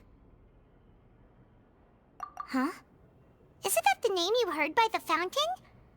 Paimon thought he was an eyewitness in the serial disappearances case. Ah, you mean Vache is the one who did all of these... experiments?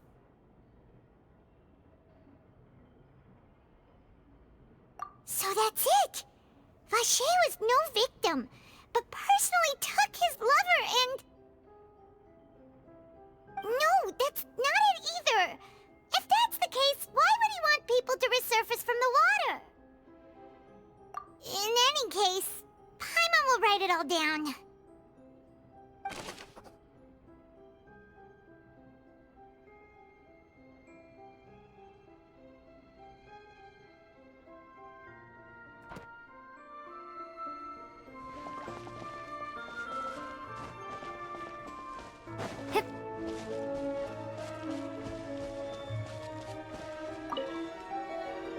Let's see what's written here. Nothing escapes Detective Paimon's eyes. Callus. Navia's father. Oh, this seems to be an investigation report on him.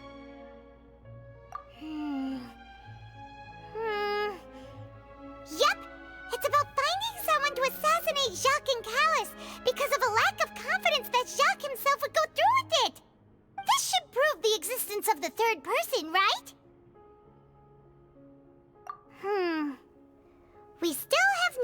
determines the exact content of the key information Callus has passed on to certain members of his organization. The old dog's a real menace to deal with.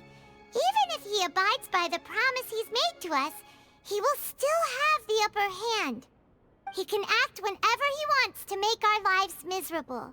The only option left is to remove him from the picture entirely.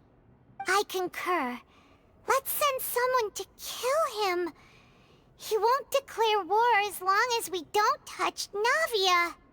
Oh, seems like we've got a bunch of correspondence between the higher-ups. They're all just so evil.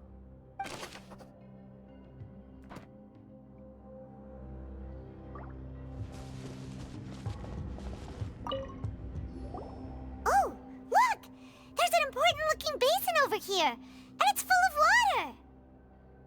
That means this is where they make all the synth, and that special water is the main ingredient. If you dilute it with normal water, you'll get synth, but the pure stuff can dissolve a human. Paimon will take notes on this incriminating evidence.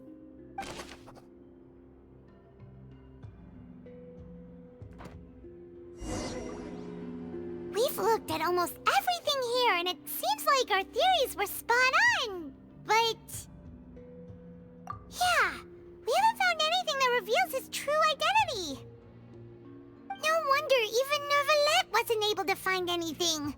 Whoever it is probably destroyed everything to do with that name a long time ago. That way, even if we bring all this back to the opera, we won't be able to identify the true culprit. Sure thing. Paimon won't admit defeat to this guy either.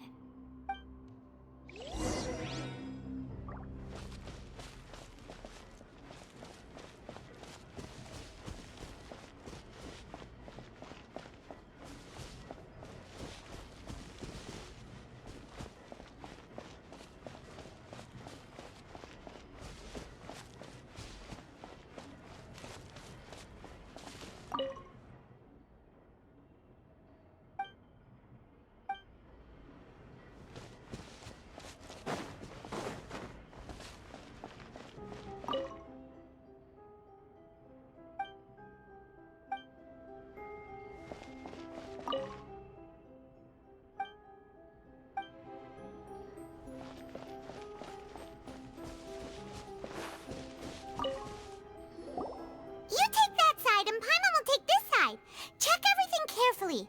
We'll find something for sure.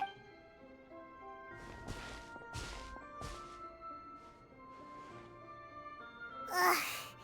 Nothing at all. And Paimon can't even find snacks either.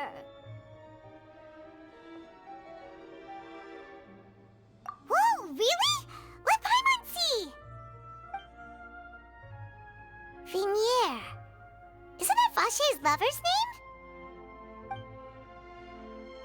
Then you found her diary. Let's see. Aw, it's just a normal diary chronicling their love story. She was so sweet, too. Oh, Paimon feels even worse for her now.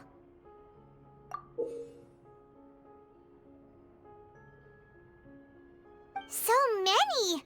A whole page's worth! But they're all crossed out. Was she unhappy with all of them? The final name she decided on was Marcel. Wait, but Marcel's pretty old. Has this case been going on for so long that he's Vache and Vinier's grown son? Hey! Paimon still hasn't figured it out yet.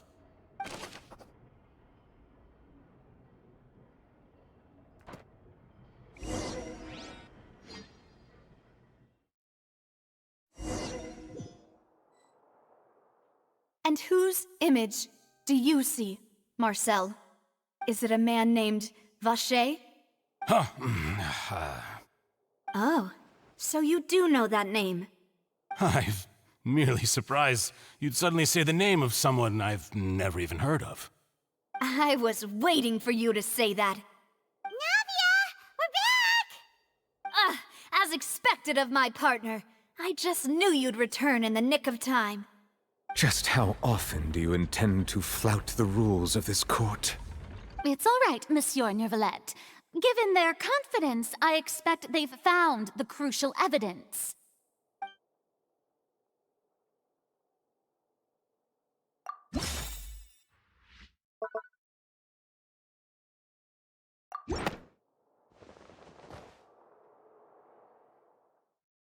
But the truth of it, Marcel, is that you've always been Vacher.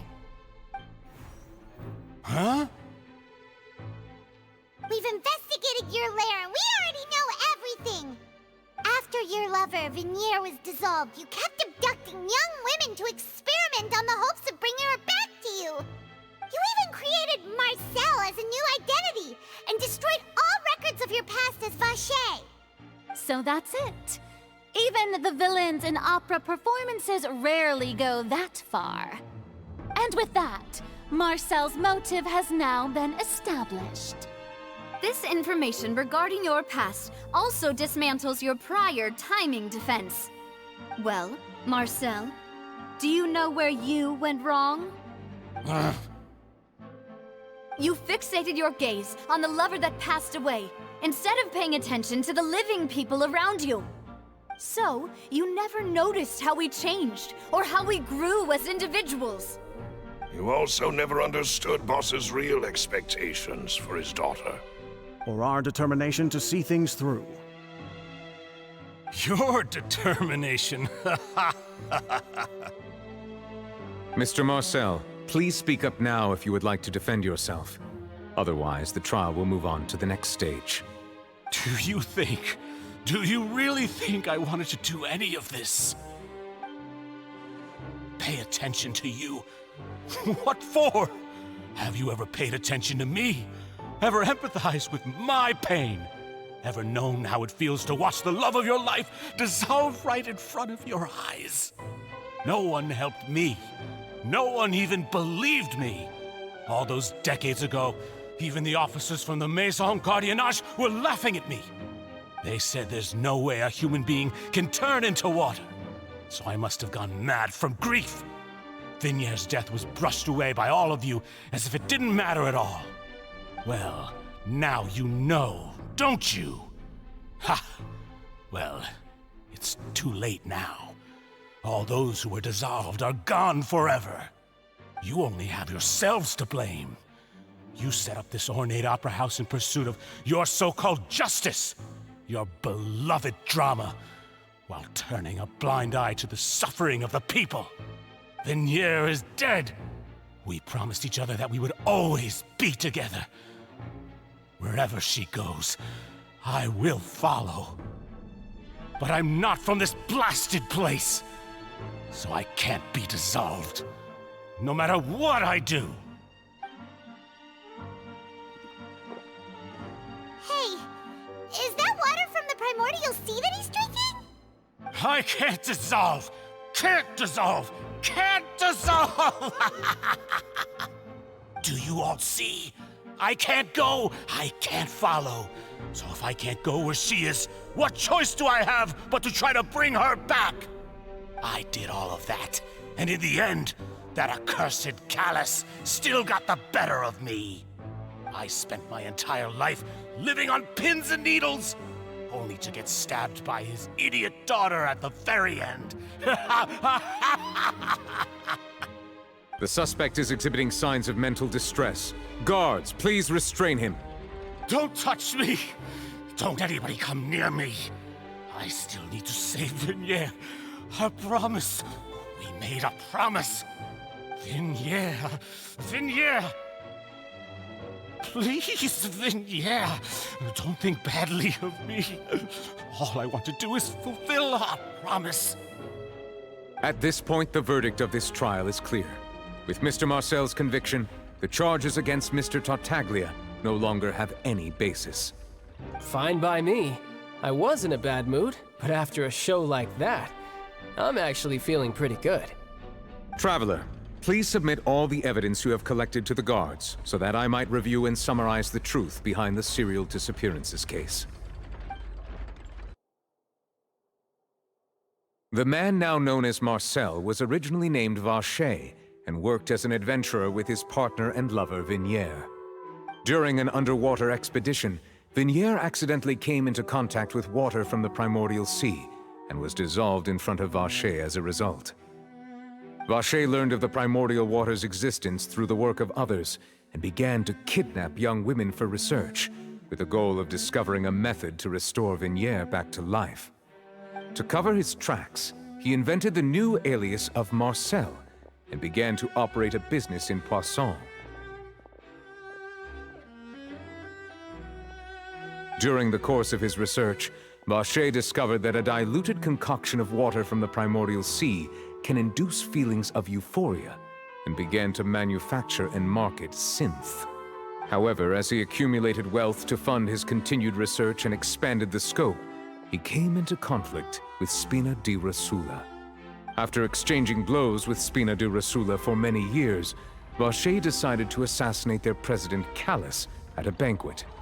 Although the assassination did not go as Vache expected, he was able to turn Callus into the murder suspect by dissolving the assassin he sent to the scene. And just recently, Vache attempted to frame Linny as the culprit of the serial disappearances case, using a similar method. However, his attempt to frame Linny failed, and the power of water from the primordial sea became public knowledge. This case also exposed enough of Vache's machinations that he was eventually successfully charged in court. Thus concludes the enigmatic history of the serial disappearances case, with the truth revealed to all.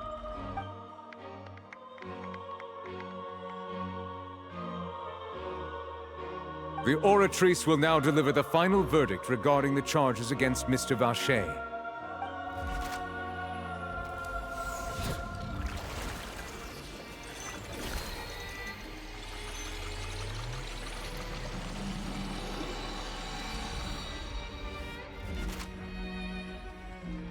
According to the judgment of the Oratrice Mécanique d'Analyse Cardinale, Mr. Vache is guilty. Guards! Take Vache away. Good. It's what he deserves. With that, the serial disappearances case is over now. We really just witnessed history. Who would have thought the true culprit would be such a polite and well-spoken guy? Yippee! We helped Navia bring the bad guy to justice! He's hurt so many innocent people and now he's finally getting what he deserves! Huh? Are you okay? Demoiselle, you were absolutely brilliant. The day our late boss had always hoped for has finally come. You can rest easy now, knowing justice has been served. Yeah. It's finally over. It's all thanks to you guys. And my partner. See, Papa? Spina di Rosula's still doing well with me at the helm. Well now, hasn't this been a most delicious piece of drama? The villain has been caught, justice has been served, past wrongs have been righted, and it's a big ol' happy ending. Since it's been such a great show, I'll just let the false accusations against me slide. Either way, I've still got some business to attend to, so if you'll excuse me... Please wait just one moment, Mr. Tartaglia. What now? None of this has anything to do with me.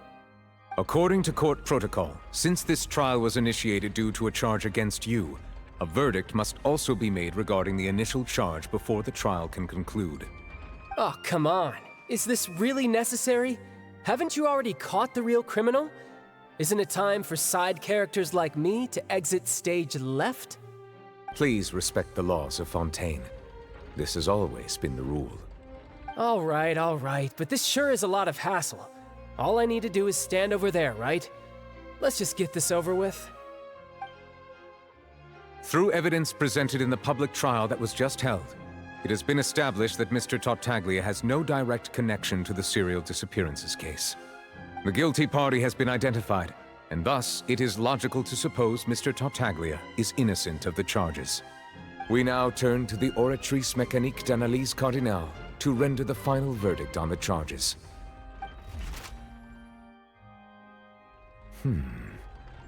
According to the judgment of the Oratrice Mécanique d'Analyse Cardinale, Mr. Tartaglia is guilty. What?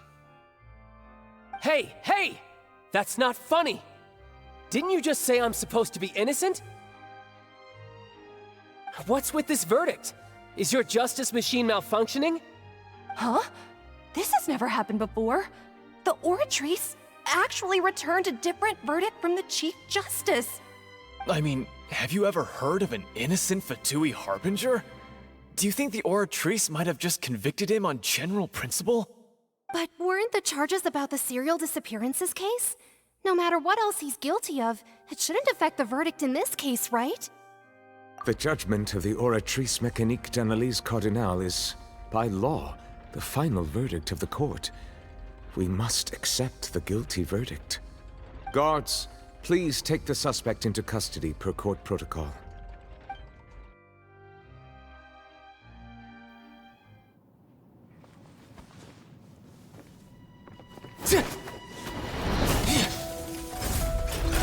So this is how justice is done in Fontaine. What a joke. You've got your rules. Well, I've got mine too!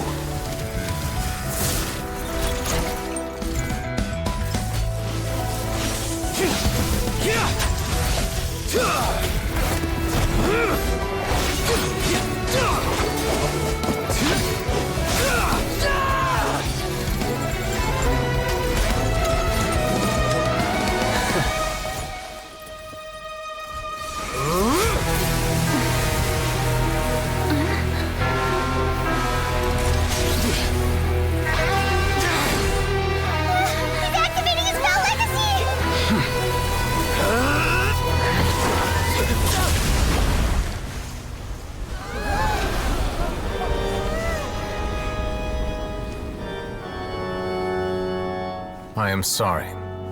If you have been wronged, we will find the truth. But the rules of the court must be upheld.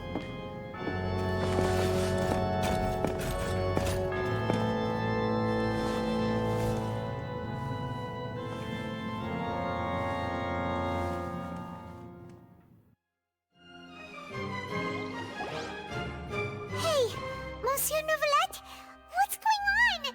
Shouldn't they have been cleared already? Apologies. This is also the first time I've encountered such a situation. However, according to the rules established at the conception of Fontaine's court system, the Oratrice's judgment is the final verdict of the court. All I do is follow court procedure. As for why the Oratrice arrived at the conclusion it did, you should probably ask someone more knowledgeable than me.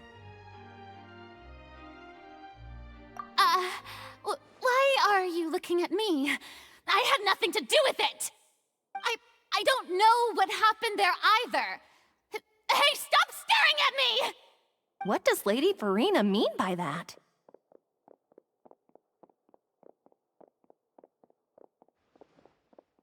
She says she has no idea either? But that's impossible. Didn't she create the Oratrice herself? Yeah, so are the verdicts reliable or not? Can results like this really be called justice?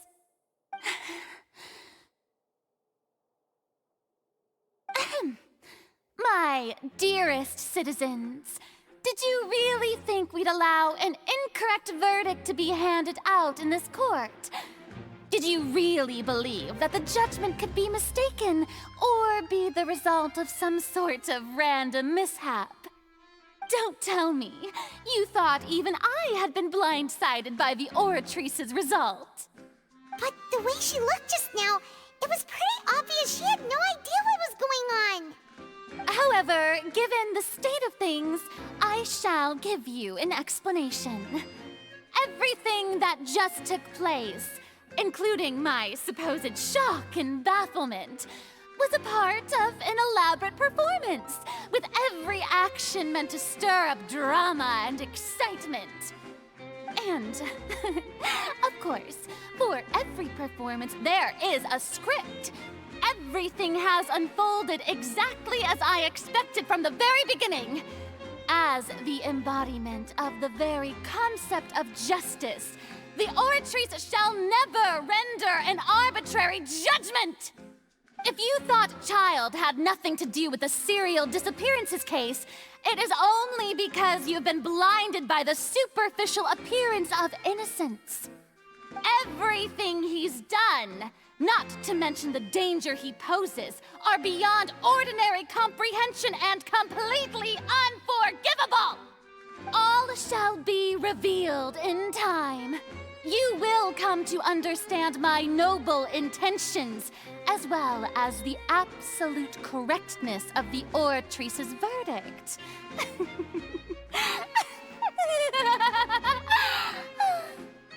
Now, having said that, although I hate to leave things hanging in suspense, it is now time for this performance to end. As the lead actress, I shall be the first to take my leave. Toodaloo! So she chose to make her escape after all, did she? So you're saying we shouldn't put much stock into what she just said? She probably just put on that performance to save face. As for the truth, it's unlikely that she actually has any idea. However, please be assured that I will continue to investigate this case in a personal capacity. Just as I promised, if the judgment has been incorrect, we will do our utmost to clear his name. All right. Even though we feel pretty badly for him, we'll take your word for it for now. After all, he's done plenty of bad stuff, so he should have known he'd go to prison someday, right?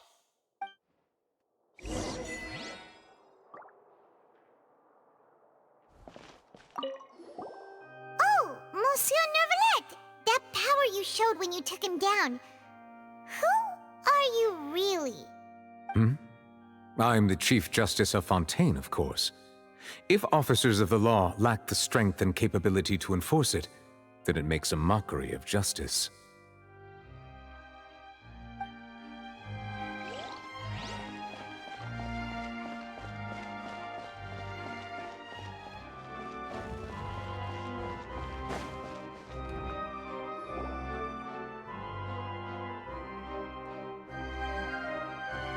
Hey, what are you doing? Quick, stop him! Traveler! Hey! Traveler! Marcel! What are you doing over here? Stop resisting arrest! Cease, or we'll add another charge to the list! No, wait! I just want to ask the Traveler something. I'm not looking to run away. Please, just let me ask this one small thing. Go on. Thank you. I was being led away when I finally realized something. Where did you first hear the name Vacher? I erased all records of that name. So, unless... Are you still trying to prove your innocence? Give it up. You've already been convicted. Really? You did? You're sure? You met her. But how could that be? How did you manage to do it? The Fountain of Lucine? Then she's been so close to me all along. And I just never... Please give me a chance to talk to her again. Just let the Traveler take me to the fountain to see her one last time. This is the last request I'll ever make in my life. You can do whatever you want to me afterwards. I don't care. What? Give an inch and you want to take a mile? Do you think serial killers get to make requests like that?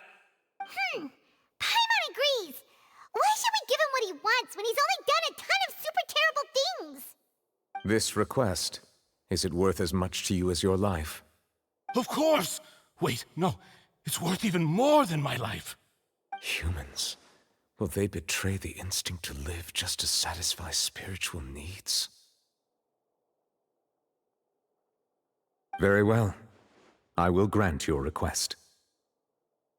Your Honor, I fear that... I will go with him. You do not need to worry about any escape. In that case, I shall leave him in your most capable hands, Chief Justice. Thank you, Your Honor.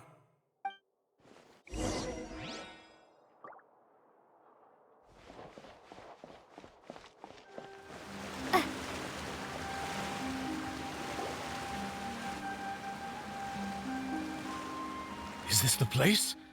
You said she's here, but what do I need to do to see her?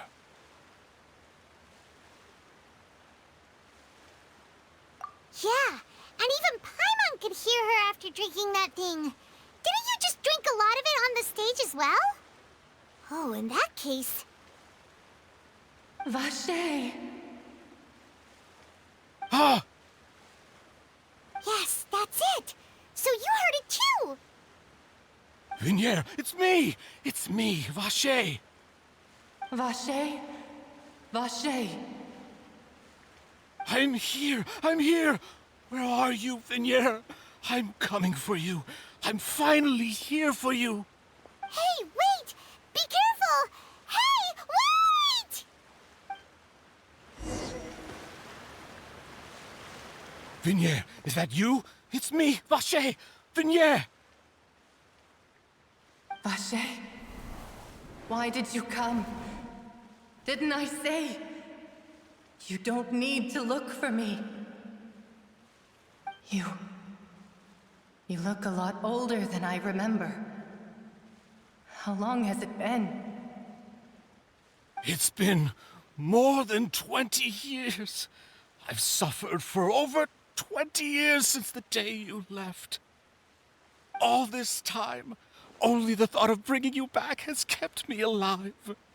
Nothing else mattered to me. I must be dreaming. Who would have thought I'd get the chance to tell you all of my feelings like this? Vignier, you are my everything. I really don't know how I could live without you. But Vache, if you ask me, this world would be better off without you. What are you saying? If not for you, I would have finished my law degree and probably become a top-tier attorney one day. If not for you, I would have continued to pursue my love of the arts, and my works would have been displayed in the Palais Mermonia itself. If not for you, I would at least have been able to take care of my mother. And she would not have grown old and died alone, with nothing but the tears on her cheeks. It's all because of your selfishness, Vache. It's all because of you. You... Wait, you are not Vignier. Who are you? You're right. I am not Vignier. I am the sacrifices. Every woman who died by your hand, as our bodies dissolved, our consciousnesses flowed back to the primordial sea. Our thoughts circulated endlessly within the primordial sea, and we were no longer individuals, but we became one, just as streams of water come together in the sea. I'm Cressy. I'm Lemony. I'm Azine. The only one I am not is Vignier. Why? But then, where is Vignier? She doesn't want to see you anymore. Every tendril of her consciousness is avoiding you. This is what you get for your selfishness. Your selfishness robbed us of our lives and our futures. You said time and time again that you'd do any and everything for her. But did you ever consider whether she'd want to see you do the things that you did? If she would despise you for what you became?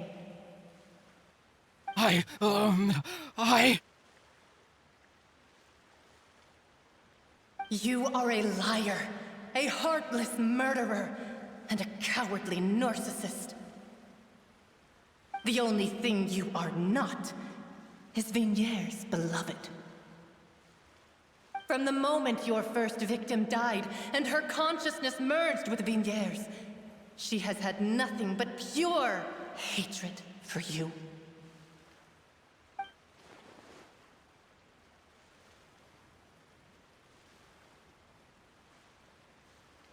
No!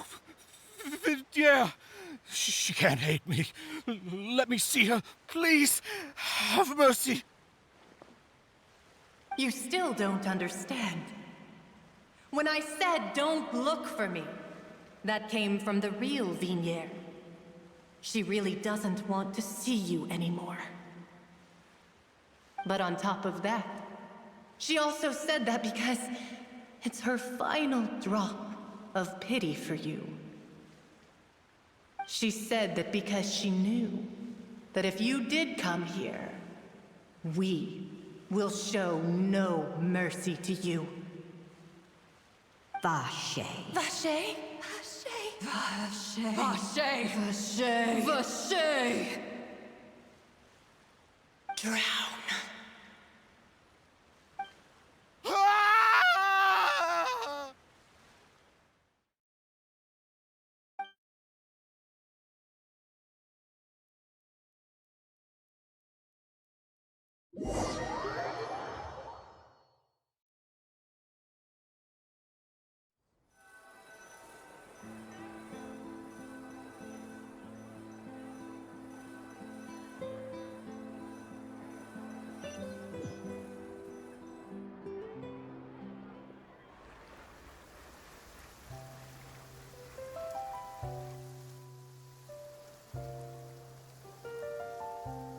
Finally, we have some time to do shopping. Gosh, it's really been a long time since we've been able to relax. Huh. Well met, partner. I knew something great was going to happen when I woke up in such a good mood today. Even this weather can't put a damper on the demoiselle's mood. It's a pleasure to see you both again. Oh, hey, Navia! It's been a few days. Paimon's already started to miss you. Oh, now that I believe. I'm easy to work with and always bring home the bacon. Who wouldn't treasure having a partner like me? Sounds like you're really enjoying life these days, Navia. What have you been busy with since the trial? It's just been one thing after the other. I've been making non-stop trips between Poisson and the courts in Sen. Everyone from Spina di Rosula organized a memorial for my father. We never held a memorial when he first died, since everyone knew that even if we held one back then, no one was going to come. This time, though, everyone in Poisson, and even many people from the court, all attended. So his name's definitely been cleared now. That's what we like to hear. It's been the dearest wish of Demoiselle all along.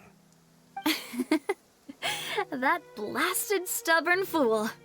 I was right to put my faith in him. I'm so glad I didn't give up on the case all those years ago.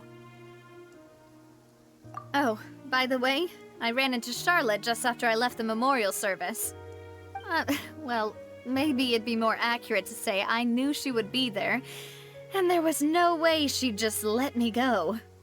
Huh? So you know Charlotte too? The Charlotte? Journalist from the Steambird? Yeah, way back when I first became the president of the Spina di Rosula, she was all over me. Wouldn't take no for an answer. I believe the story was called The True Heart of Darkness, Secret Tales of the Yellow Rose. To be fair, though, it was a really flattering feature. So, we've been on pretty good terms ever since. She was trying to lean on our friendship to get me to do an exclusive piece on the serial disappearances case. Oh yeah, she told us about that. She's always been super interested in that case, so now her wish has finally come true too. Anyway, I told her to make sure that when she writes about you guys entering the opera house with the critical evidence, that you both sound really cool. Now that's another thing to look forward to. We trust Charlotte's skills with a pen for sure. Oh, and in other news, I also took Clarand out for a meal. Oh, are you two on better terms now?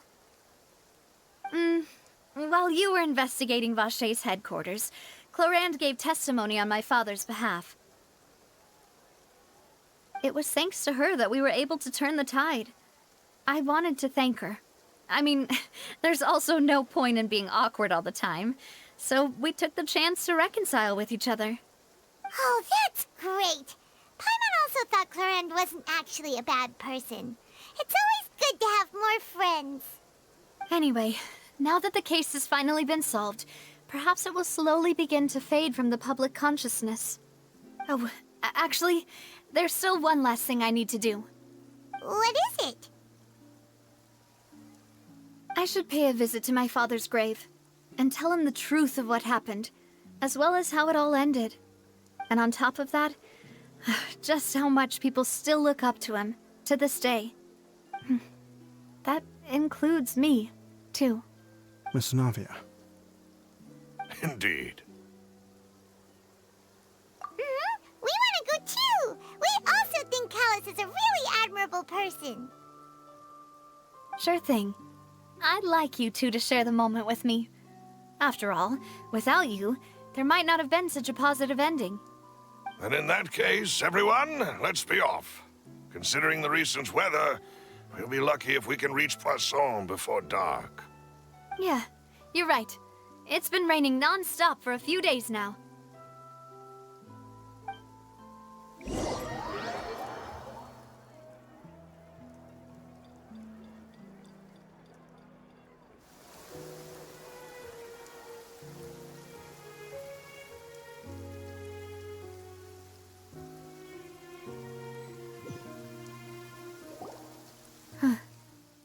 This is where my father's grave is.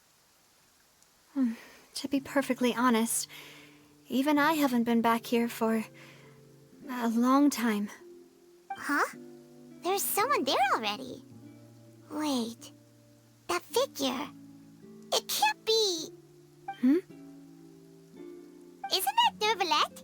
Why would the Chief Justice be here? Huh? Navia?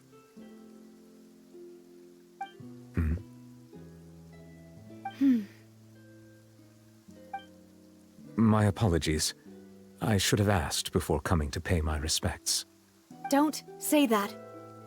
Sorry about that. Oh, I was trying to say there's no need for you to apologize. I wanted to show my father how much I've grown, but still, I doubt I've grown to the point that even the Chief Justice would feel compelled to apologize to me over and over. In that case, I will stop apologizing for now. You really could use some pointers on understanding human emotions, Monsieur Neuvillette. In any case, why did you come to Poisson? Well, ever since that day, I've been turning a question over and over in my head. Just what is justice, anyway? There was once a time when I didn't want to believe that there could be anything more important to humans than life itself. Oh, rather than that, it's probably more truthful to say I didn't believe humans were capable of resisting the most basic instinct of living things. That they could rebel against their own nature, or consider certain things to be more important than their own lives. Which is also why I didn't stop your father from beginning that fateful duel. I believed that a truly innocent man would never throw away his life like that. That there was nothing, should have been nothing more important than one's own continued survival. But Mr. Callus proved me utterly and decisively wrong. If not for his sacrifice, the serial disappearances case would have remained unsolved to this day. Mr. Callus made the choice he did for his daughter, for his associates, and for many people completely unrelated to him. And in the end, from a certain perspective, one could say that he did it all for the sake of justice. A justice that's higher than life itself. So, you asked me why I came here. I just wanted to say my apologies to Mr. Callus in person. I should have noticed all of this much sooner. This regret has filled me with a sadness that has haunted me for days. That high and mighty chair in the Opera Epiclese indeed insulates one from many important things. Spina di Rosula, thank you so much for your hard work and perseverance. I'm sorry for being mad at you before. So, you're actually one of those types that's cold on the outside, but pretty thoughtful on the inside, huh? That reminds me of Silver, one of my guys. Sorry about that. Self-expression is not one of my strong suits. Didn't I just say you don't need to apologize? Ah, so Navia and Neuvillette seem to have made their peace as well. Let's not disturb them for now. We can wait till after they're done.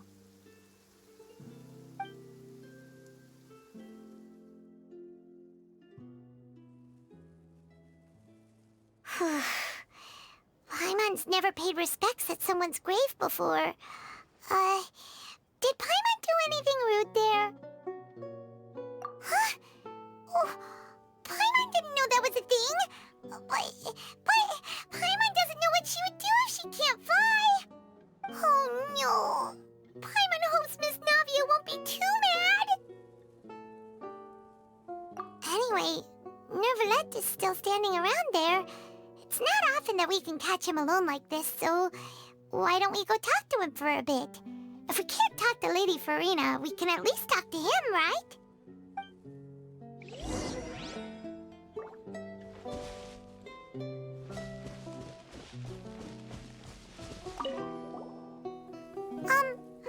Paimon's really sorry, Navia, but Paimon did something pretty disrespectful just now. What are you saying, Paimon? I don't think I get it. Well, aren't you not supposed to fly around someone's grave? Huh? Who told you that? Hey, Traveler! Why did you mess with Paimon again?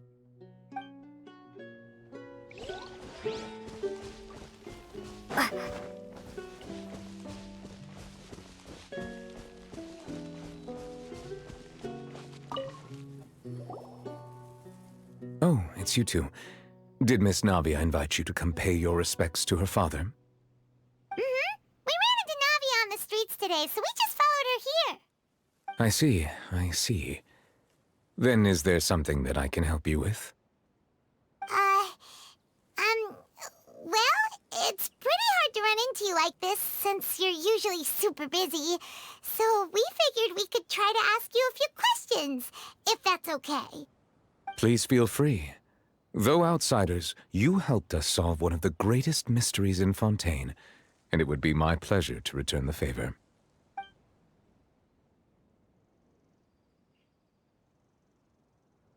So, at court, the bad guys referred to that special water as water from the primordial sea, but what is it really? Truthfully, that name is already quite accurate. I can only surmise that Vacher and his ilk only learned of its nature and existence after extensive research. There used to be a special sea on the surface of this planet. The nature of its seawater was rather different from that of the sea we know today.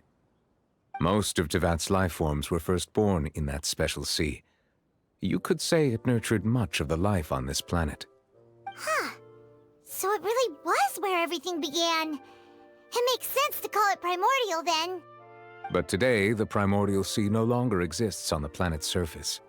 What Vacher discovered must have been some kind of special case, or a remnant from a truly ancient age.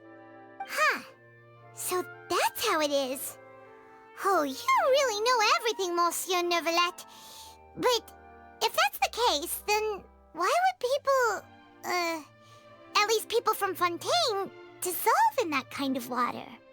Indeed. Why would the primordial sea, which was known to engender and nurture life, suddenly reverse itself and devour life instead? To be frank, that also doesn't match my understanding of this world and its laws. There must still be some unknown secrets around the people of this land. Is there anything else you'd like to ask me about? That the sea levels will rise and everyone will be dissolved in water, leaving Farina crying alone on her throne, but the sins of the people will be finally washed away for good. Does that appropriately summarize the version you've heard? That's right!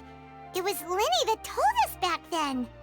And that about covers all the main points. Yes, up to the present, I think we reached a point where we have no choice but to confront this prophecy directly. Rumors have it that this prophecy is rooted in the last words the former 4.0 Archon left to the world before she passed away. A prophecy? Of the former 4.0 Archon? Wow. This is the first time that we've ever heard of it. 2 parts of the prophecy have already proven correct. The rising sea levels, and the ability of the people of Fontaine to be dissolved. We should be more vigilant, and stay on the watch for further signs. Speaking of the prophecy, Farina has also always taken it quite seriously. Indeed, she has been collecting information and intelligence from across Tevat for this purpose. If the rumors were true, then perhaps this prophecy is the conundrum left to Farina by her predecessor. But with Farina being the way she is, can we really trust her to solve it? Is there anything else you'd like to ask me about? My apologies. My investigation has still not reached its conclusion. However, I still believe the judgment of the Oratrice was not rendered arbitrarily. Huh? But you also said you thought he was innocent. For many years, I have been quite aware that the Oratrice does not simply mechanically repeat the verdict that I give on each case. As a divinely created mechanism, the people's unified faith in the concept of justice is integrated into it. Not only can it produce the incredible power of indemnitium, but it likely also possesses other traits, such as self-awareness. Which is all to say, I have been prepared for a situation like this for a long time. So when Lenny told us that he heard a human voice from the room where the Oratrice's core is stored... I was not aware such a thing had occurred. Perhaps that could serve to prove my conjecture. I will add that to the list of items to investigate. In any case, I am inclined to believe that the Oratrice does have a methodology all its own. We just do not have enough information. Based on Farina's reaction, I doubt even she had any idea what was going on. She managed to bluff her way through it, though, with her time-tested twin tricks of bravado and drama. While we do intend to get to the bottom of this, for now, we regret to say that the Pt.2 Harbinger will just have to bide his time in the fortress of Meripede. If we did incorrectly convict him of crimes he did not commit, we will most certainly compensate him to the fullest extent allowed by the law. If you ask Paimon, the only compensation he'll want is a no-holds-barred fight with you. Is there anything else you'd like to ask me about?